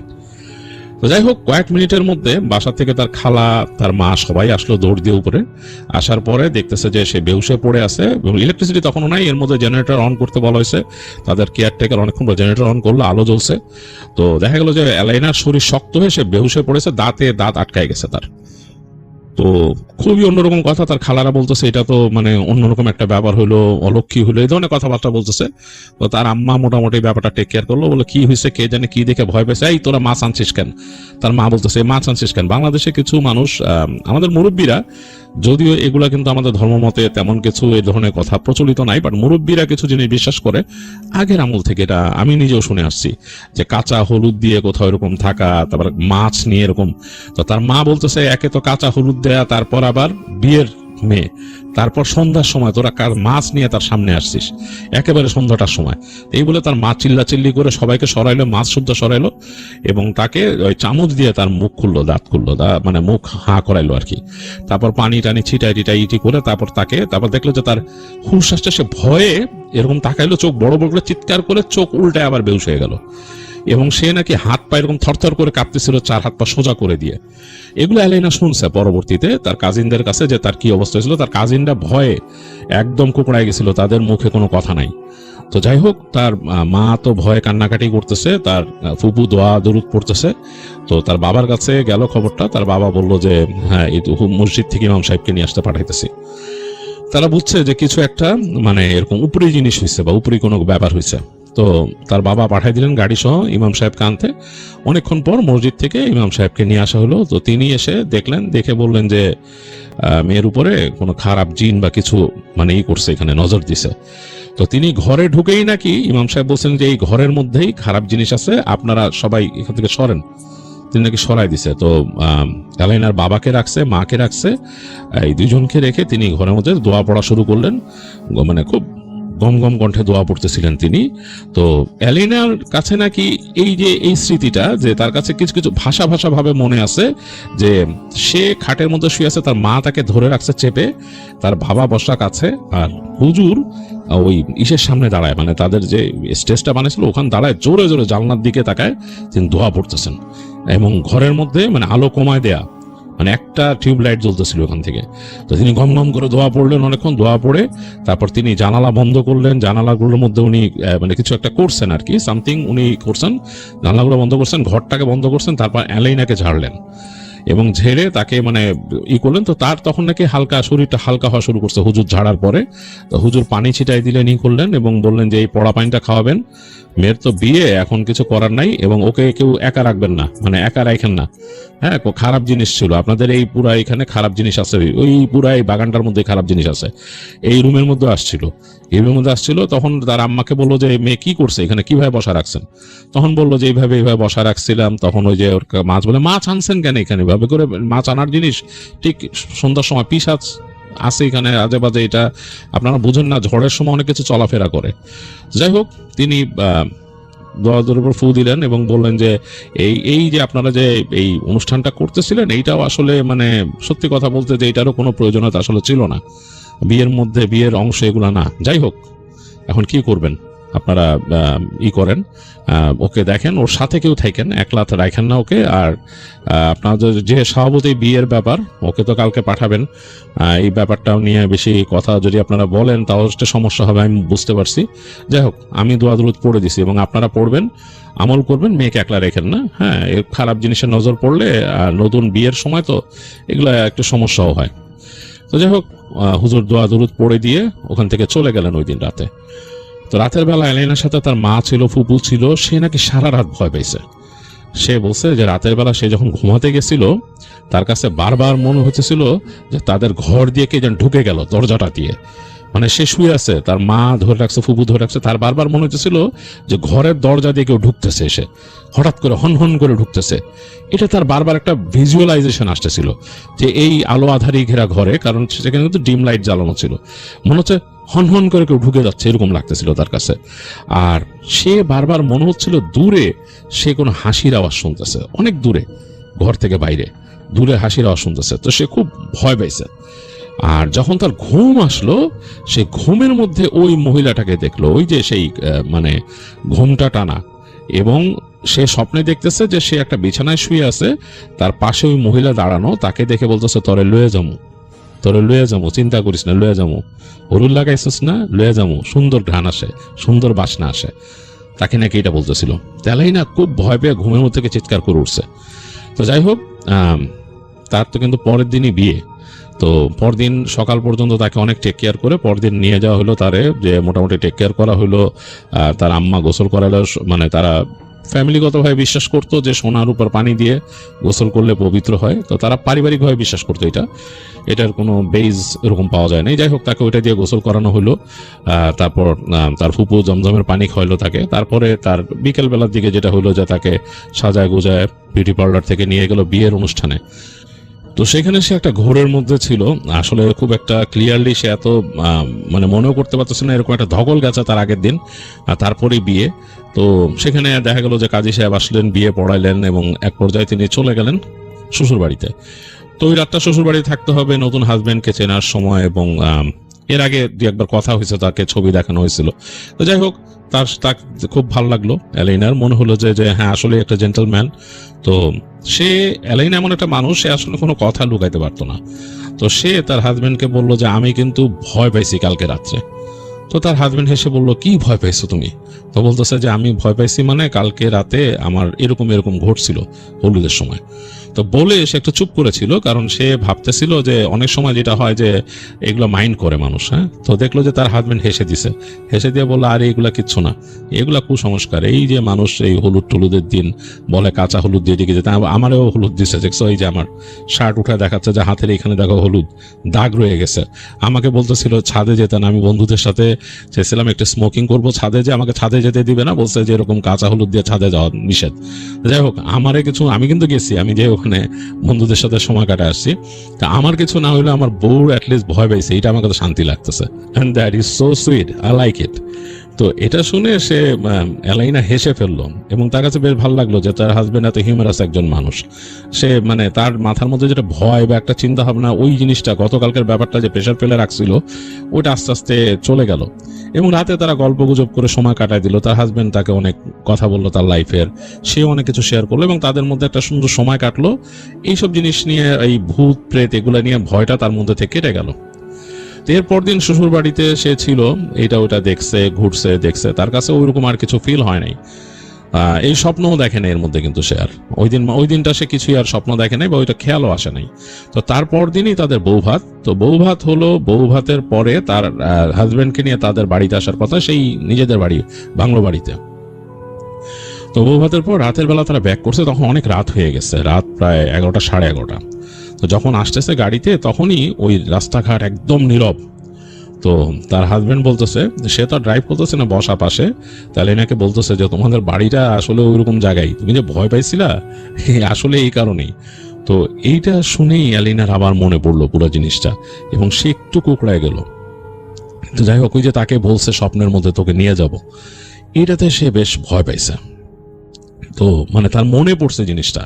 তো যাই হোক, এক পর্যায়ে তাদের বাসায় আসলো এবং তাদের বাসায় যখন গাড়ি ঢুকতেছে তখন অনেক রাত এবং গাড়িটা, এই বৌভাতের গাড়িও সাজায় আনছিল তারা, তাদের শ্বশুর বাড়ি থেকে সাজায় দিছিল এবং এটা ছিল মানে খুব ডিপ রজনীগন্ধার ঘ্রাণাল একটা গাড়ি, মৌ করতেছিল।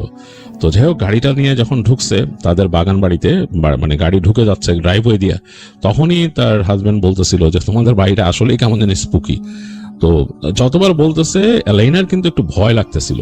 তো গাড়ি এসে তাদেরকে যখন নামাইলো, তাদের বাসার মানুষজন তাদের রিসিভ করে নিয়ে গেল। তো নিয়ে যে দেখতেছে এলাইনা যে তাদের যে থাকার রুমটা দেওয়া হয়েছে, ওই যে সামনের যে রুমটাতে তাকে স্টেজ করছিল, ওইটাকেই সাজায় তাদের থাকার রুম করে দিছে ওই দিন রাতের জন্য। এলাইনার প্রচন্ড ভয় লাগছে। সে তার আম্মুকে এসে বলছে, আম্মু এই রুমটা কেন সাজাইছো? তার মা বলে, কেন, কি হয়েছে? বলে, তুমি জানো না কি হয়েছে এই রুমের মধ্যে? তো তার আম্মু বলছে, আরে কিচ্ছু হবে না, যা, তোর সাথে আছে না, মানে তার হাজবেন্ডের কথা বর আছে না, এগুলো চিন্তা করিস না। এই বলে তার আম্মু সবকিছু বলে, কোনো চিন্তা করিস না, থাক, আমরা দোয়া দরুদ পড়ে দিছি, এগুলো বলে টলে তাদেরকে সেটেল করে দিল রুমে। তো যাই হোক, অনেক আনুষ্ঠানিকতা হলো ছোটখাটো, তাদের ওই কাজিনটা এসে দুষ্টুমি করলো। তো তারপর সবাই যখন চলে গেছে তখন প্রায় রাত 1-1:30টার মতো। তার এনার হাজবেন্ড সে ইজি হইতেছে, তার স্যুট টুট আলগা করে রেখে বলতেছে যে বাপরে বাপ, অনেক ঝামেলা গেল। তো বলতেছে যে তুমি কি এই রুমে ভয় পাইছিলা? সে জানলার দিকে তাকায় বলতেছে এলেনার হাজবেন্ড। এলেনা এই কথাটা শুনে কেমন জানি কেঁপে উঠছে। সে বলতেছে যে হ্যাঁ, আমি এখানেই ভয় পাইছিলাম। বলে যে ভয় পাওয়ারই কথা, কারণ এই যে জানলা, বিশাল বিশাল জানলা তোমাদের। সে আবার কার্টেন সরাই দিল। তাই এলেনা বলছে সরায়ও না, কার্টেন সরায়ও না। বলছে সরাই, বলতেছে যে কেন, অসুবিধা কি, আমি আছি না, কোনো সমস্যা নাই। দেখে সে দূরে দেখতেছে, মানে এখান থেকে সে আবার লাইট অফ করে দিল এলেনার হাজবেন্ড, ভালো মতো দেখার জন্য, কারণ ঘরের মধ্যে আলো থাকলেও আয়নায় রিফ্লেক্ট করে ওইটা দেখা যায় না ভালো। দেখে বলছে বাহ, খুব সুন্দর প্রকৃতি দেখা যাইতেছে, ওই দেখো চাঁদ দূরে। কিন্তু এলেনা কিন্তু খুব ভয় পেতেছিল। বলে আচ্ছা ঠিক আছে। তার হাজবেন্ড আবার পর্দা টেনে দিয়ে বললো ঠিক আছে, তুমি তোমার মতো ফ্রেশ হও, তারপরে আমরা বসবো না, আড্ডা দিব না। তো যাই হোক, এলাইনা তার মতো ফ্রেশ হলো, তার হাজবেন্ডও ফ্রেশ হলো, দুজন অনেকক্ষণ গল্প গুজব করলো। তখন কিন্তু বাতি কমাই দিছে, তাদের বেড সাইড ল্যাম্প চলতেছে। এক সময় ঘুমানোর পালা, তো ঘুমাই গেছে তারা দুইজন, অনেকক্ষণ ঘুমাই গেছে। তো এলেনার কিন্তু আসলে কিছু খেয়াল নাই, এটা সে শুনছে তার হাজবেন্ডের কাছ থেকে। তার কিন্তু ওই সময় আর কোনো খেয়াল নাই, সে শুনছে তার হাজবেন্ডের কাছে তার হাজবেন্ডের নাকি হঠাৎ ঘুম ভাঙছে, কিছু একটা হয়েছে, মানে সামথিং ওয়েন্ট রং, মানে তার ঘুমের মধ্যে সে হঠাৎ করে এলেনার হাজবেন্ড উঠে সে মানে কেমন যেন অস্বস্তি ফিল করতেছে। তো তাকায় দেখে সে নিজে বাতাসে ভাসতেছে, মানে মানে নিজে বাতাসে সে মানে এই জন্যই সে আনইউজুয়াল ফিল করছে, সে বিছানায় নাই, সে বিছানা থেকে লেভিটেট করতেছে। তো সে ভয় পেয়ে গেছে, তাকায় দেখে যে সে মানে প্রায় তার বিছানা থেকে প্রায় 3 থেকে 4 ফিট উপরে লেভিটেট করতেছে। সে যখন নাকি হুশ ফিরে এদিক ওদিক তাকাইছে, একটু অস্বস্তি ফিল করছে, তখন তাকে নাকি ছুঁড়ে ফেলে দিছে। সে যে ধপাস করে পড়ছে এক পাশে, আর তখন নাকি দেখছে এলেইনা হাসতে হাসতে উঠে বসছে বিছানায় এবং হাসতেছে যে তার মানে চুল টুল এলোমেলো হয়ে রয়েছে। সে কেমন করে জানি ভয়ঙ্কর ভাবে বসে, মানে একটা পা ভাঁজ করে কেমন করে বসে হাসতেছে, 2 হাত দিয়ে একটা হাঁটু ধরে রাখছে। এবং এই হাসিটা এত ভয়ঙ্কর ছিল বলার মতো না। তার হাজবেন্ড মানে লিটারালি গোঙানো শুরু করছে ভয়ে। সে পড়ছে যে সে ভয় চিৎকার করতে মানে তার নিজের ইসে বাঁধতেছে, কিন্তু সে গোঙাচ্ছিল, এরকম একটা অবস্থা। তো মানে বেশ ভয়ের। তো সে নাকি লাস্টে ওখান থেকে উঠে দাঁড়ায় দৌড় দিয়েছে, তাকে ঝাঁকিয়ে দিচ্ছে, এলাইনা কি করতেছো? তো তখন নাকি তাকে ইচ্ছা মতো খামচি দিচ্ছে এলাইনা। তো সে তখন ডাকা শুরু করছে ওখান থেকে যে আম্মা আব্বা প্লিজ আসেন, এখানে কি হইতেছে, এই কেউ আছেন আসেন। তো তার চিৎকারও শুনতেছিল না, জোরে জোরে ডাকতেছিল অনেক সে। তো এক পর্যায়ে খুব জোরে ডাকছে সে, এবং এলাইনা শুনতেছে না, ধস্তাধস্তি করতেছিল। এই সময় তার বাসার মধ্যে তার গেটের মধ্যে নক হয়। তো সে তাড়াতাড়ি এলাইনাকে ছেড়ে দিয়ে দরজা খুলে দেখে যে তার শ্বশুর ঢুকছে। বলছে কি হয়েছে বাবা, কি হয়েছে? বলে যে এলাইনা কেমন করতেছে। তো তখন তারা মানে বাতি টাতি বাড়ায় দিল, দিয়ে দেখলো যে তার মেয়ে পাগলামি করতেছে। তো তার বাবা দোয়া পড়ে ফি দিল জোর করে, এবং তার মেয়ের আঙুল চেপে ধরে তার বাবা একটা সূরা পড়লেন। তো এই সূরা পড়ার পরে দেখে ছটফট করতে করতে এলাইনা হয়ে গেল, মানে চুপ হয়ে গেল, একদম নিস্তেজ হয়ে গেছে। এই ব্যাপারটা নাকি এলাইনার কিছুই মনে ছিল না, যে মানে তার মানে সে যে কি করছে। তো তখন এলাইনার হাজবেন্ড তার বাবাকে বলল যে এই ঘটনা ঘটছে, মানে এরকম একটা অবস্থা। আমি জীবনে এইসব জিনিস দেখি নাই, বিশ্বাসও করতাম না। এলাইনা আমাকে কালকে বলছে যে আপনাদের এই বাসায় নাকি এরকম কিছু ঘটছিল। তো তার বাবা চুপ করে গেছে, বলে যে সরি বাবা, আমাদের বলা উচিত ছিল তোমাকে। বলে যে না আপনারা যা করছেন কোনো অসুবিধা নাই, এটা আসলে ওইভাবে বলার মতো কিছু না, এইভাবে কেউ মানে এই জিনিসটা কেউ তুলতেও না। তো ও আমাকে বলছিল, আমি জিনিসটাকে অনেক লাইটলি নিয়েছিলাম, কিন্তু যা ঘটলো এটা খুব সিরিয়াস। তো বাবা আমাদেরকে অন্য একটা রুম দেন, এই রুমে আজকে আমরা থাকবো না। তো যাই হোক, তো এলাইনার বাবা বললো অবশ্যই তাদেরকে নিয়ে অন্য একটা রুমে দিচ্ছে রাতের বেলা থাকার জন্য। তো ওইখানে থাকলো, এবং এলাইনার বাবা ওই জামাইকেও ঝাড়লো, মেয়েকেও ঝাড়লো রাতের বেলা, এবং এলাইনা রাতের বেলা ঘুমাইলো। তার আর কোনো কিছু মনে নেই। পরদিন সকালে উঠে নাকি সে মনে করতে পারে নাই কিছু, পরদিন সকালে মনে করতে পারে নাই। তো তার মা তাকে বলছে যে রাতের বেলা কি হয়েছিল। শোনার পর নাকি এলাইনা খুব কান্নাকাটি করে, মানে সে খুব আহত হয় মানসিকভাবে। হাজবেন্ডকে দেখে যে হাতের মধ্যে সে ছিলে ফেলছে কামচি দিয়ে, তো সে মানে খুব কান্নাকাটি করে। তো হাজবেন্ডকে সে বলে যে আমরা আজকে চলে যাব, চলো তোমাদের বাসায় চলে যাই। হাজবেন্ড বলে না এরকম আজকে গেলেই না, আমি আজকে থাকবো তোমাদের বাসায়, আজকে আমার বাজার করার কথা, বাজার করে আমি থাকবো। তো তাকে বাজারে যেতে দিবে না, তারপরে সে জোর করে গেছে বাজারে গিয়ে সেখান থেকে বাজার টাজার করছে, বড় মাছ কিনে আনছে। এনে নাকি এলেনার হাজবেন্ড পুরো জায়গাটা ঘুরছে। সে মানে ওই যে তাদের যে বাগানটা পুরোটা ঘুরে নাকি সে ওইখানে মানে তার মানে আসলে এই বোকামিগুলো করা উচিত না, সে নাকি এটা করছিল। সে নাকি যে ওই যেই গাছের গোড়ার মধ্যে নাকি সে ওই যে এলিনা তাকে বলছে যে সে কাকে দেখছে, সেইখানে দাঁড়ায় নাকি সে বলছে যে আমার ওয়াইফের সাথে যেই করিস, তার যদি এত সাহস থাকে আমার সামনাসামনি ফেস করিস, এবং লুকায় করিস না, লুকায় আসিস না, আমার ওয়াইফকে যে বিরক্ত করছিস আমার সামনে আসিস। তো এইটা বলছে, বলে নাকি সে আবার আসছে। এটা নাকি তার একটা গোয়ার তুমি কাজ ছিল, সে নিজেই এখন বুঝে।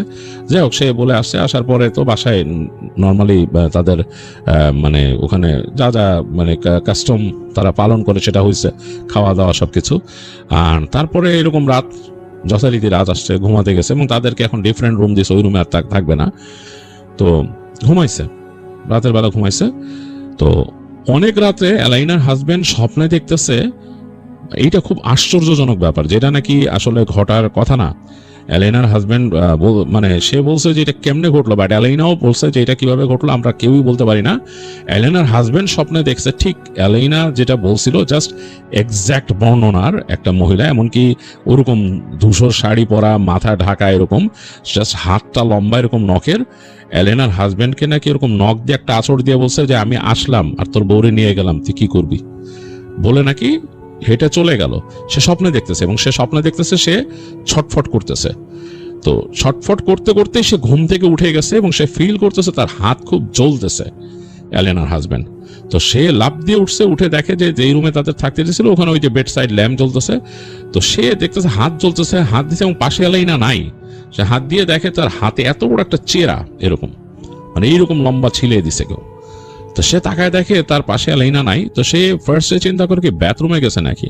তো সে এলাইনা বলে ডাক দিয়ে লাফ দিয়ে বিছনা থেকে নেমে বাথরুমে গেছে, দেখে বাথরুম দরজা খোলা, বাথরুমে মানে কেউ নাই, বাথরুম খালি।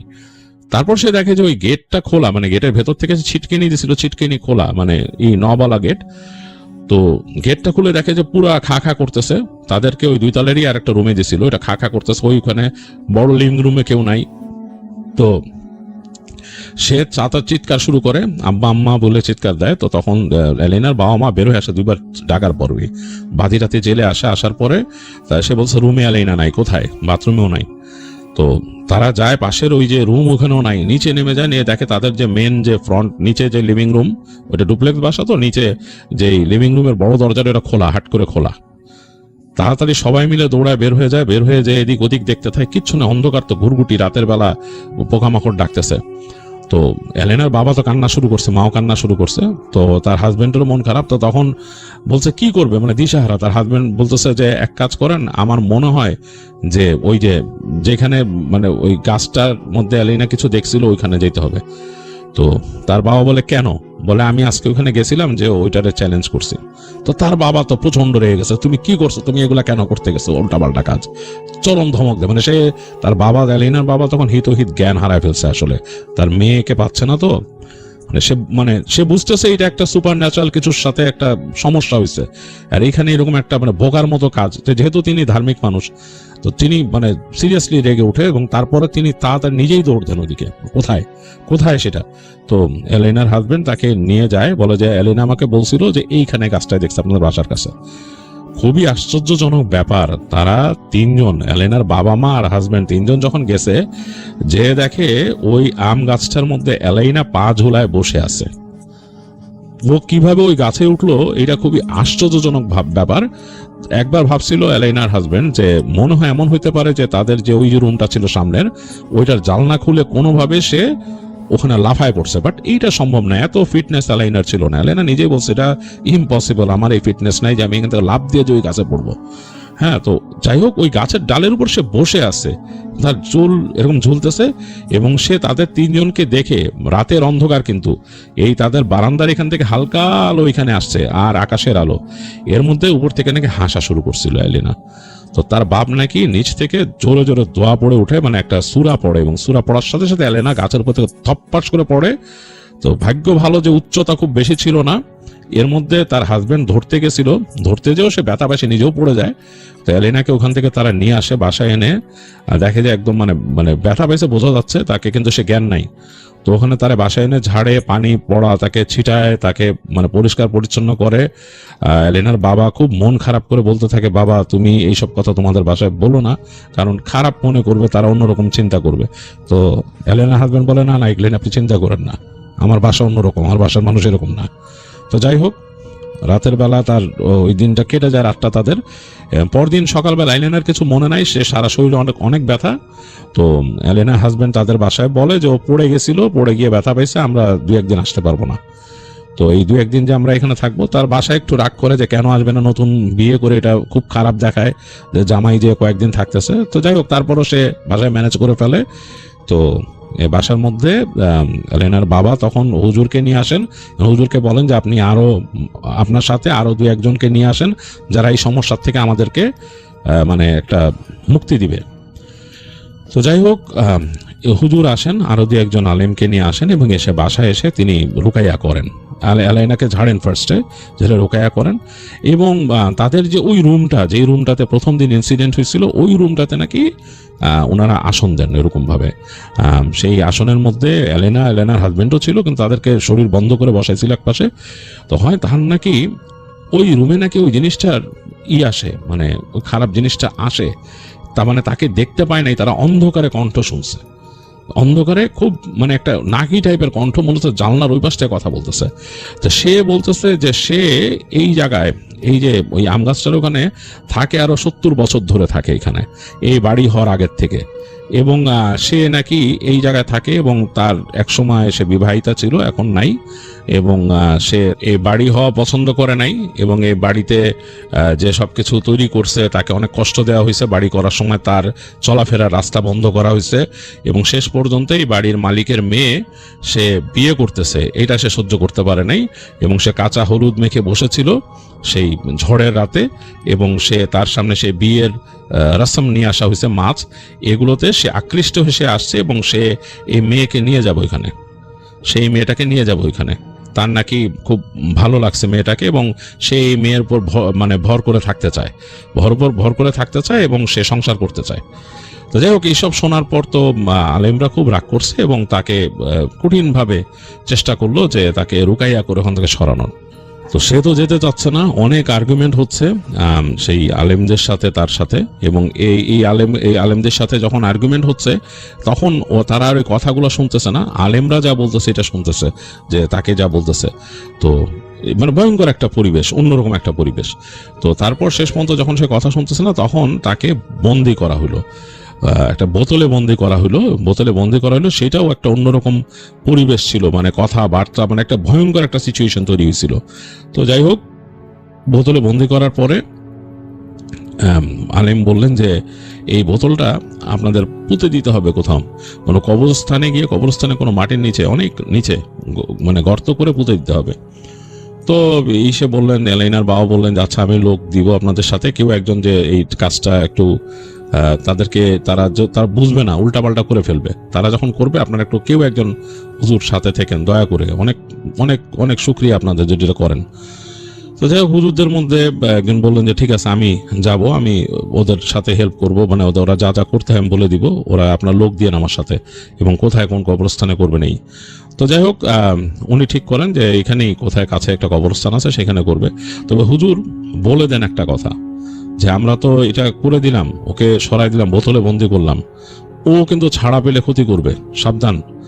আর মেয়েকে এখান থেকে সরাই দেন, মানে এমনিতেই তো শ্বশুর বাড়ি যাবে, হ্যাঁ সেটা ঠিক আছে, ওখানে যাক, ওখানে থাকুক, এখানে এই বাসায় পারলে আইনেন না, কারণ এই যে ইটা ছিল, এ খুব খারাপ ছিল, এবং একে দিয়ে অনেক জাদুকরও কাজ করাইতো।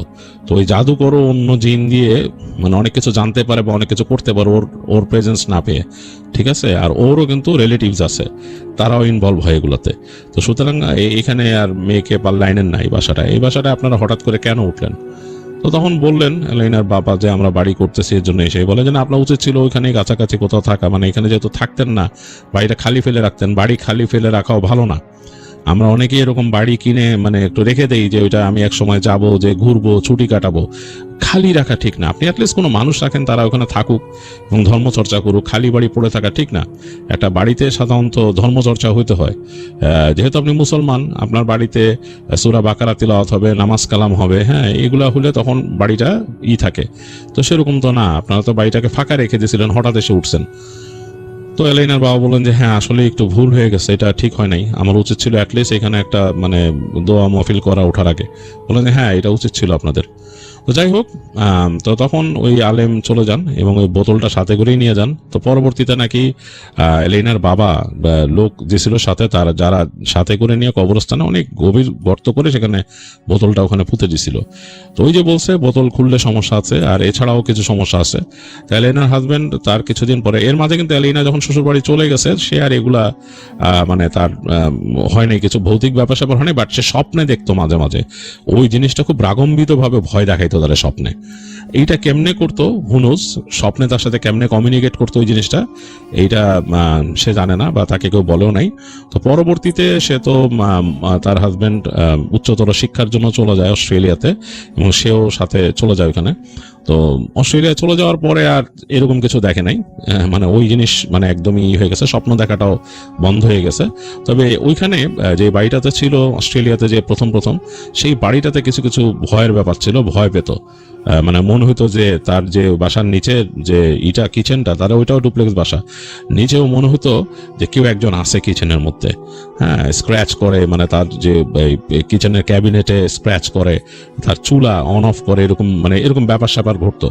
তো ওইখানে সে একজন এরকম স্কলারের সাথে কথা বলে, ইসলামিক, সে বলে যে আসলে হয় কি, কেউ যদি এরকম পজেসড হয় একবার, তখন তার দিকে অন্যান্য যে এন্টিটিস, খারাপ জিনিসটা, তারা বুঝতে পারে যে এইখানে একজন পজেসড আছে, তো তার দিকে কিন্তু নজর পড়ে। তো আপনি মানে প্র্যাকটিস করেন, ইসলামিক প্র্যাকটিসগুলো ঠিক মতো করেন, যেহেতু মুসলমান আপনি। তো তখন থেকে নাকি এলাইনা বেশ প্র্যাকটিসিং হয়ে যায়, প্র্যাকটিস করা শুরু করে। তো এইগুলো করতে করতে আলহামদুলিল্লাহ তার আর এইসব সমস্যা হয় নাই। সে মোটামুটি এখন ফুল প্র্যাকটিসিং একজন মানুষ, আর এই ধরনের কোনো সমস্যা সে এখন আর ফেস করে না। তো যাই হোক, এই ছিল এলাইনা হাসানের শেয়ার করা ঘটনা। আমার কাছে কিন্তু বেশ ইন্টারেস্টিং এবং ভয়ের মনে হয়েছে।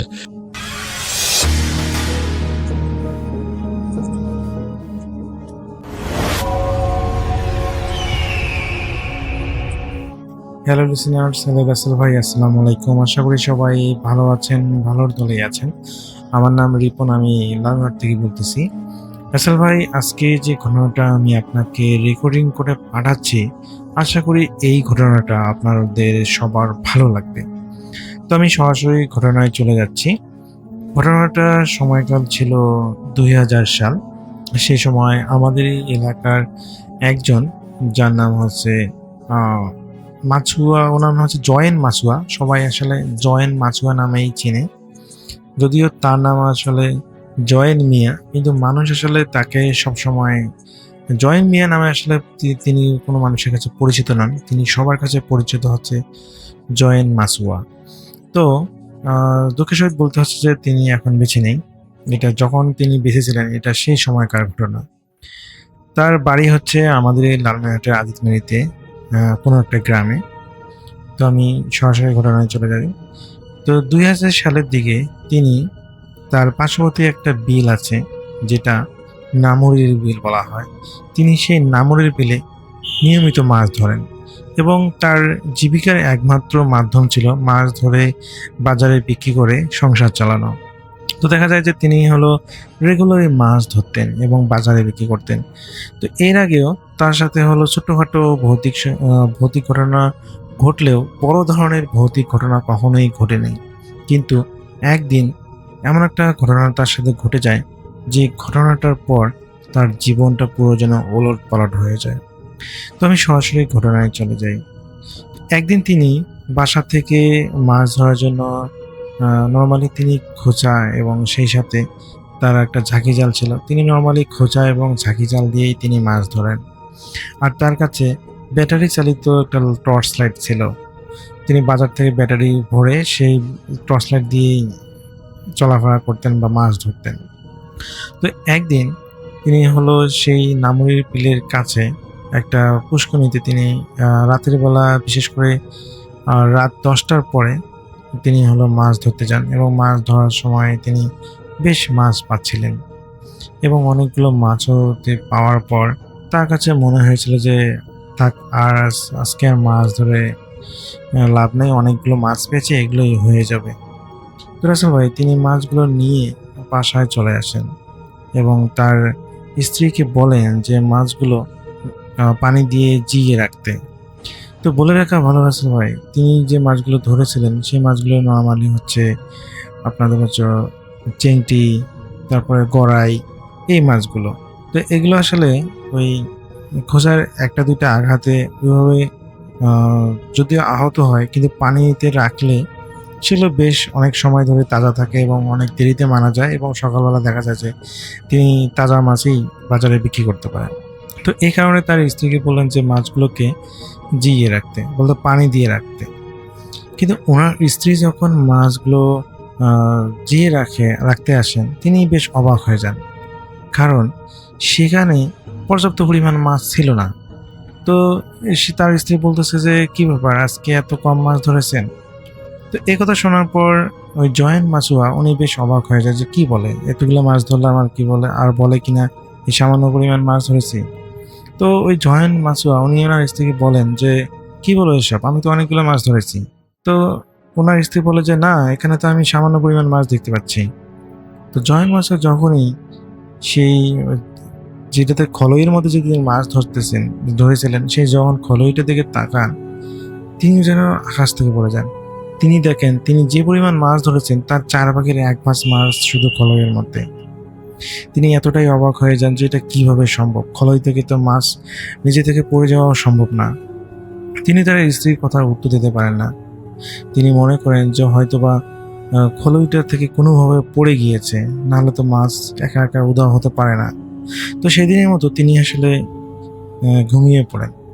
তো রাসেল ভাই এর পরের দিন তিনি সেম জায়গাতে, যেখানে আসলে গত রাতে অনেকগুলো মাছ পেয়েছেন, তিনি একই জায়গায় যান এবং তিনিও বেশ অনেকগুলো মাছ পান।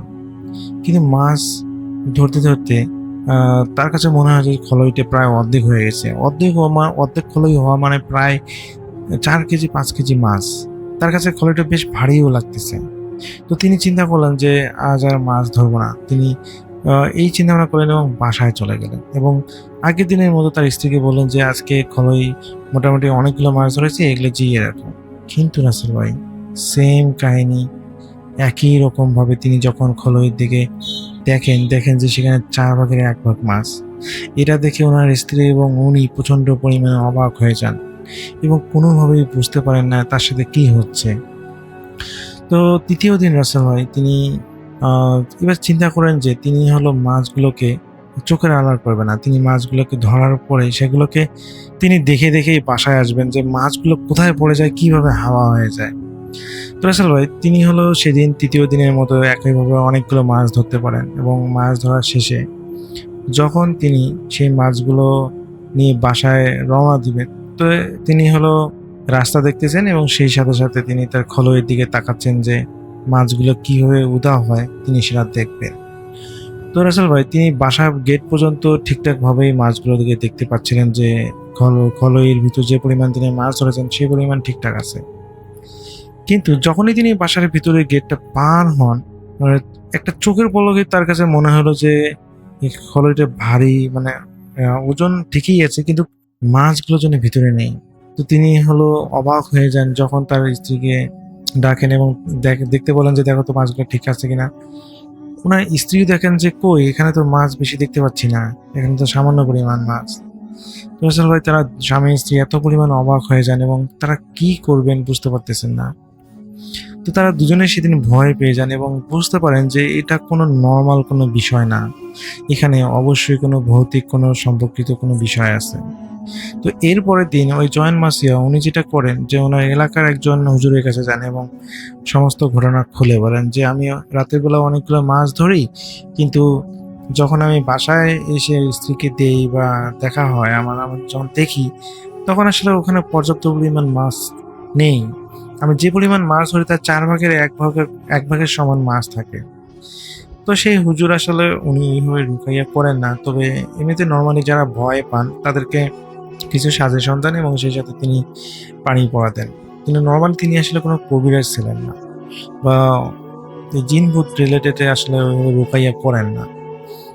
তো ওনার কাছ থেকে উনি সামান্য পরিমাণে পানি পড়া নিয়ে আসেন এবং পানি পড়াটা খাওয়ার পর দেখা যায় যে 4র্থ দিন তিনি পুনরায় মাছ ধরতে যান এবং সেদিন আসলে তিনি চিন্তা করেন যে ওই জায়গায় যে জায়গাটায় 3 দিন ধরে এই ধরনের সমস্যাগুলো হচ্ছে, তো ওই হুজুর আসলে ওই জায়গাটা মানা করেছেন যে অনেক জায়গায় তো আছে, ওই জায়গা বাদ দিয়ে আপনি অন্য জায়গায় মাছ ধরেন। তো সেই হুজুরের কথা অনুযায়ী ওই জয়েন মাসুয়া উনি আসলে গত 3 দিন যেখানে মাছ ধরেছিলেন তিনি সেই জায়গাটা বাদ দিয়ে অন্য জায়গায় আশেপাশের জায়গাগুলোতে তিনি মাছ ধরেন এবং সেদিন আসলে তুলনামূলকভাবে ওই 3 দিনের মতো মাছ না পেলেও তিনি আসলে মোটামুটি 1-1.5 কেজি মাছ পান। তো তিনি সেই মাছটা নিয়ে বাসায় আসেন এবং ওনার স্ত্রীকে যখন দেন তো ঠিকঠাকভাবে মাছগুলো ঠিকঠাকই ছিল, কোনো ধরনের আগের মতো মিসিং হয় না, বলতে যেটুকু তিনি মাছ ধরেছিলেন সেটুকুই মাছ ছিল। তো এইভাবে রাসেল ভাই তিনি প্রায় 1 সপ্তাহ ধরে এইভাবে মাছ ধরেন এবং নর্মালি কোনো ধরনের আর সমস্যা হয় না। তিনি যতটুকুই মাছ ধরেন ততটুকুই তিনি পেয়েছিলেন। তো এরপরে 8তম দিনে 7 দিন পর তার কাছে মনে হলো যে আচ্ছা সবকিছুই তো তার কাছে স্বাভাবিক মনে হচ্ছে, তাহলে কি ওই নামরের বিলে ওই পাশটায় মাছ ধরা উচিত, যেহেতু ওখানে প্রচুর মাছ পাওয়া যায়। তো তিনি যেভাবে সেদিন রাতে তিনি হলো ওই জায়গাটা মাছ ধরতে যান এবং রাসেল ভাই আশ্চর্যজনকভাবে যেখানে তিনি গত 1 সপ্তাহে 1-2 কেজির উপর মাছ পাননি, সেখানে সেই জায়গাটায় প্রায় 6-7 কেজি তিনি মাছ পান, প্রায় 3 গুণ মাছ পান তিনি বেশ অবাক হন এবং তার অনেক ভালো লাগে যে তিনি অনেকগুলো মাছ আজকে পেয়েছেন। তো সেই মাছগুলো যখন তার বাসায় নিয়ে যান এবং বাসায় নিয়ে যেয়ে ওনার স্ত্রীকে বলেন যে মাছগুলোকে জিয়ে রাখতে, কিন্তু রাসেল ভাই সেম কাহিনী, একদম সেম টু সেম আগের মতোই। দেখেন যে সেই জায়গায় সেই মাছগুলো 4 ভাগের 1 ভাগ তার শুধু খোলই আছে, আর কোনো মাছ নেই। তো এটা দেখে তিনি প্রচন্ড পরিমাণে ভয় পান এবং তার পরের দিন আসলে তিনি আর ভয়ে ওই জায়গাটা মাছ ধরতে চান না। তো এরপরে তিনি হলো তার সাথে আর কোনো ধরনের ভৌতিক ঘটনা ঘটে না, কিন্তু রাসেল ভাই ঘটনাটা এখানে ঠিক থাকলে ভালো থাকতো। ঘটনা ঘটে ওই জয়েন মাসুয়ার সাথেই একজন তার বন্ধু বলতে আসলে তারা একসাথেই এলাকার মানুষ, একজন একজন একজন অপরজন দুজনে আসলে মাছ ধরে। তো ওনার নাম হচ্ছে লতিফ মিয়া। তো উনি ওনার কাছে এই জয়েন মাসুয়া ঘটনাটা শেয়ার করেছিলেন যে বন্ধু এরকম কাহিনী, আমি ওই জায়গায় এরকম অনেকগুলো মাছ ধরেছিলাম, কিন্তু বাসায় আসে দেখি মাছ নেই। এই ঘটনাটা ওনার বন্ধু লতিফ নামে একজন আছে, ওনাকে শেয়ার করেন। তো ওই লতিফ যিনি আছেন উনিও কিন্তু মাছ ধরেন, উনিও হলো মাছ ধরে বাজারে বিক্রি করেন। তো উনি যেটা কাজ করেন ওই জয়েন্ট মাছের কাছ থেকে শুনে ওই লতিফ নামে যিনি আছেন উনি যেটা করেন যে উনি নিজে ওই জায়গাটা যেখানে আসলে মাছগুলো ধরার পর গায়েব হয়ে যায়, সেই জায়গাটা জনমাছের বলা সেই জায়গাটায় তিনি জয়েন্ট মাছের অজান্তে তিনি সেই জায়গাটায় মাছ ধরতে যান এবং তিনি আসলে দেখতে চান যে আসলে কাহিনীটা কি। তো রাসেল ভাই এখানে সত্যি সত্যি সেদিন ওই লতিফ নামে যে ব্যক্তি উনি অনেকগুলো মাছ পান, প্রায় 6-7 কেজি 8 কেজি মাছ পান। নর্মালি তিনি ওই জয়েন্ট মাছের মধ্যে 1-2 কেজি মাছ পেতেন, কিন্তু আজকে অনেক মাছ পেয়ে তিনি বেশ অবাক হয়ে যান এবং খুবই আশ্চর্য হয়ে যান যে এই জায়গায় এত মাছ। তো রাসেল ভাই তিনি ওই মাছগুলো বাসায় নিয়ে যাওয়ার পর তিনি একটা কাজ করেন। তিনি আসলে ওই লতিফ নামে যে ব্যক্তি ছিলেন উনি রাত বিরাতে মাছ ধরেন। তো এই কারণে তিনি মোটামুটি একটু কবিরাজ টাইপের ছিলেন। কবিরাজ টাইপের বলতে উনি অন্য মানুষকে রোকাইয়া করতেন না, উনি আসলে দেখা যায় যে নিজে কিভাবে অনেকগুলো মাছ পাওয়া যায়, তারপরে নর্মালি এলাকার আসলে কারোর ছোটোখাটো কি বলে টোটকা করতেন, বলতে হচ্ছে যারা হলো ছোটোখাটো ভয়ের ঘটনার সম্মুখীন হয়েছেন তাদেরকে তিনি সলিউশন দিতেন। নর্মালি তিনি কোনো হুজুর ছিলেন না, একজন মাসুয়া ছিলেন, কিন্তু কীভাবে জানি তিনি আসলে ওই বিষয়টা শিখেছিলেন। তো তিনি জানেন যে এই মাছগুলো বাসায় যেতে যেতে হয়তো হারিয়ে যাবে বা খলই থেকে গায়েব হয়ে যাবে। তো তিনি যেটা করেন সেই মাছগুলো তিনি যাওয়ার সময়ই একটা হলো সাথে একটা প্লাস্টিকের একটা বালতি নিয়ে গিয়েছিলেন। তো সেই বালতিটাতে তিনি কিছু পানি নিয়ে এসেছিলেন, যে পানিগুলো তিনি আসলে বাসা থেকেই রোকাইয়া করে নিয়ে এসেছিলেন, বলতে দোয়া দূরত পরে বিভিন্ন কিছু পরে সেই বালতির মধ্যে পানি সহ তিনি নিয়ে এসেছিলেন এবং ওই যেখানে তিনি মাছ ধরেছিলেন সেই জায়গাটার আশেপাশে তিনি বালতির মধ্যে সেই বালতিওয়ালা পানিটা রেখেছিলেন। তো উনি যেটা করেন যে মাছ ধরার শেষে যখন দেখেন যে 7-8 কেজি মাছ পেয়ে গেছেন, 6-7 কেজি, আমি আসলে নির্দিষ্ট করে উনি বলতে পারেন নাই, তবে বলেছেন যে 7 থেকে 8 কেজি মাছ এরকম একটা অনেকগুলো মাছ যখন পেয়েছেন উনি অনেক খুশি হয়েছেন এবং তিনি যেটা করেন এক মুহূর্ত দেরি না করে তিনি ওই পানি পড়া যে বালতির মধ্যে পানি নিয়ে এসেছেন সেই পানির মধ্যে মাছগুলোকে ছেড়ে দেন। এবং রাসেল ভাই যখনই দেখা যায় যে সেই পানির মধ্যে যখন মাছগুলোকে ছেড়ে দেওয়া হয় মনে হচ্ছে যে কোনো জ্বলন্ত তেলের মধ্যে যেমন মাছ ছেড়ে দিলে যেরকম একটা বত্তা জ্যান্ত মাছ যেরকম লাফালাফি করে ঝাপাঝাপি করে নিজের জীবন বাঁচানোর জন্য যেরকম ঝাপাঝাপি করে, ওই লতিফের কাছে ওই ব্যক্তির কাছে মনে হচ্ছে যে ওই মাছগুলো যেন ওই প্লাস্টিকের যে বালতিতে আছে মনে হচ্ছে ভিতরে ওই ধরনের লাফালাফি ঝাপাঝাপি করতেছে। অথচ ইতিমধ্যেই কিন্তু মাছগুলো তিনি হলো খোসা এবং হচ্ছে তার ঝাঁকি জালের মাধ্যমে কিন্তু বেশ আহত হয়েছিলেন এবং অনেকটা আদা মরা অবস্থা ছিল, কিন্তু যখনই সেই পানির মধ্যে রাখা হলো মনে হচ্ছিল যে পুরো বালতিটা যেন ভেঙে বের হয়ে আসবে, এত জোরে লাফালাফি এত শব্দ করতেছে বালতির ভিতরে সেই মাছগুলো। এবং এরকম প্রায় 5 মিনিট চলার পর সেই মাছগুলো শান্ত হয় এবং যখন তিনি সেই বালতির উপর থেকে তিনি ঢাকনাটা সরান এবং তিনি দেখতে পান যে সমস্ত মাছ একদম স্থির হয়ে আছে, মনে হয় যে সমস্ত মাছ মারা গিয়েছে। তখন তিনি সেখানে লেট করেন না, তিনি বাসার দিকে রওনা হন এবং রাসেল ভাই বাসার দিকে রওনা হওয়ার সময় তিনি অনুভব করেন পিছন দিক দিয়ে রাস্তার পিছন দিক দিয়ে তার কাছে মনে হচ্ছে যে অনেকগুলো মেয়ে মানুষ কান্না করতেছে। তো তিনি যখনই পিছনে তাকান কাউকে দেখতে পান না এবং যখনই তিনি বাড়ি থেকে আবার হাঁটা শুরু করেন তিনি আবার পুনরায় কান্নার শব্দ শুনতে পান এবং তার উদ্দেশ্য করেই সেই মেয়েগুলো বলতেছে, লতিফ আজকে যেটা করলি সেটা ভালো করলি না, এর মাসুল তোকে দিতেই হবে। তো রাসেল ভাই ওই লতিফ রানা বুঝতে পেরেছেন যে এগুলো দুষ্টজনের কাজ। তিনি আসলে সেখানে আর এক মুহূর্ত দেরি না করে তিনি বাসায় যান এবং বাসায় যায় ফ্রেশ হয়ে তিনি আসলে সেদিনের মতো শুয়ে পড়েন এবং রাসেল ভাই শুয়ে পড়ার পর তার কাছে মনে হচ্ছিল যে তার শরীরে প্রচণ্ড পরিমাণে জ্বর এবং ওনার স্ত্রী দেখেন যে লতিফের নামে ওই ব্যক্তির শরীরে প্রচণ্ড পরিমাণে জ্বর।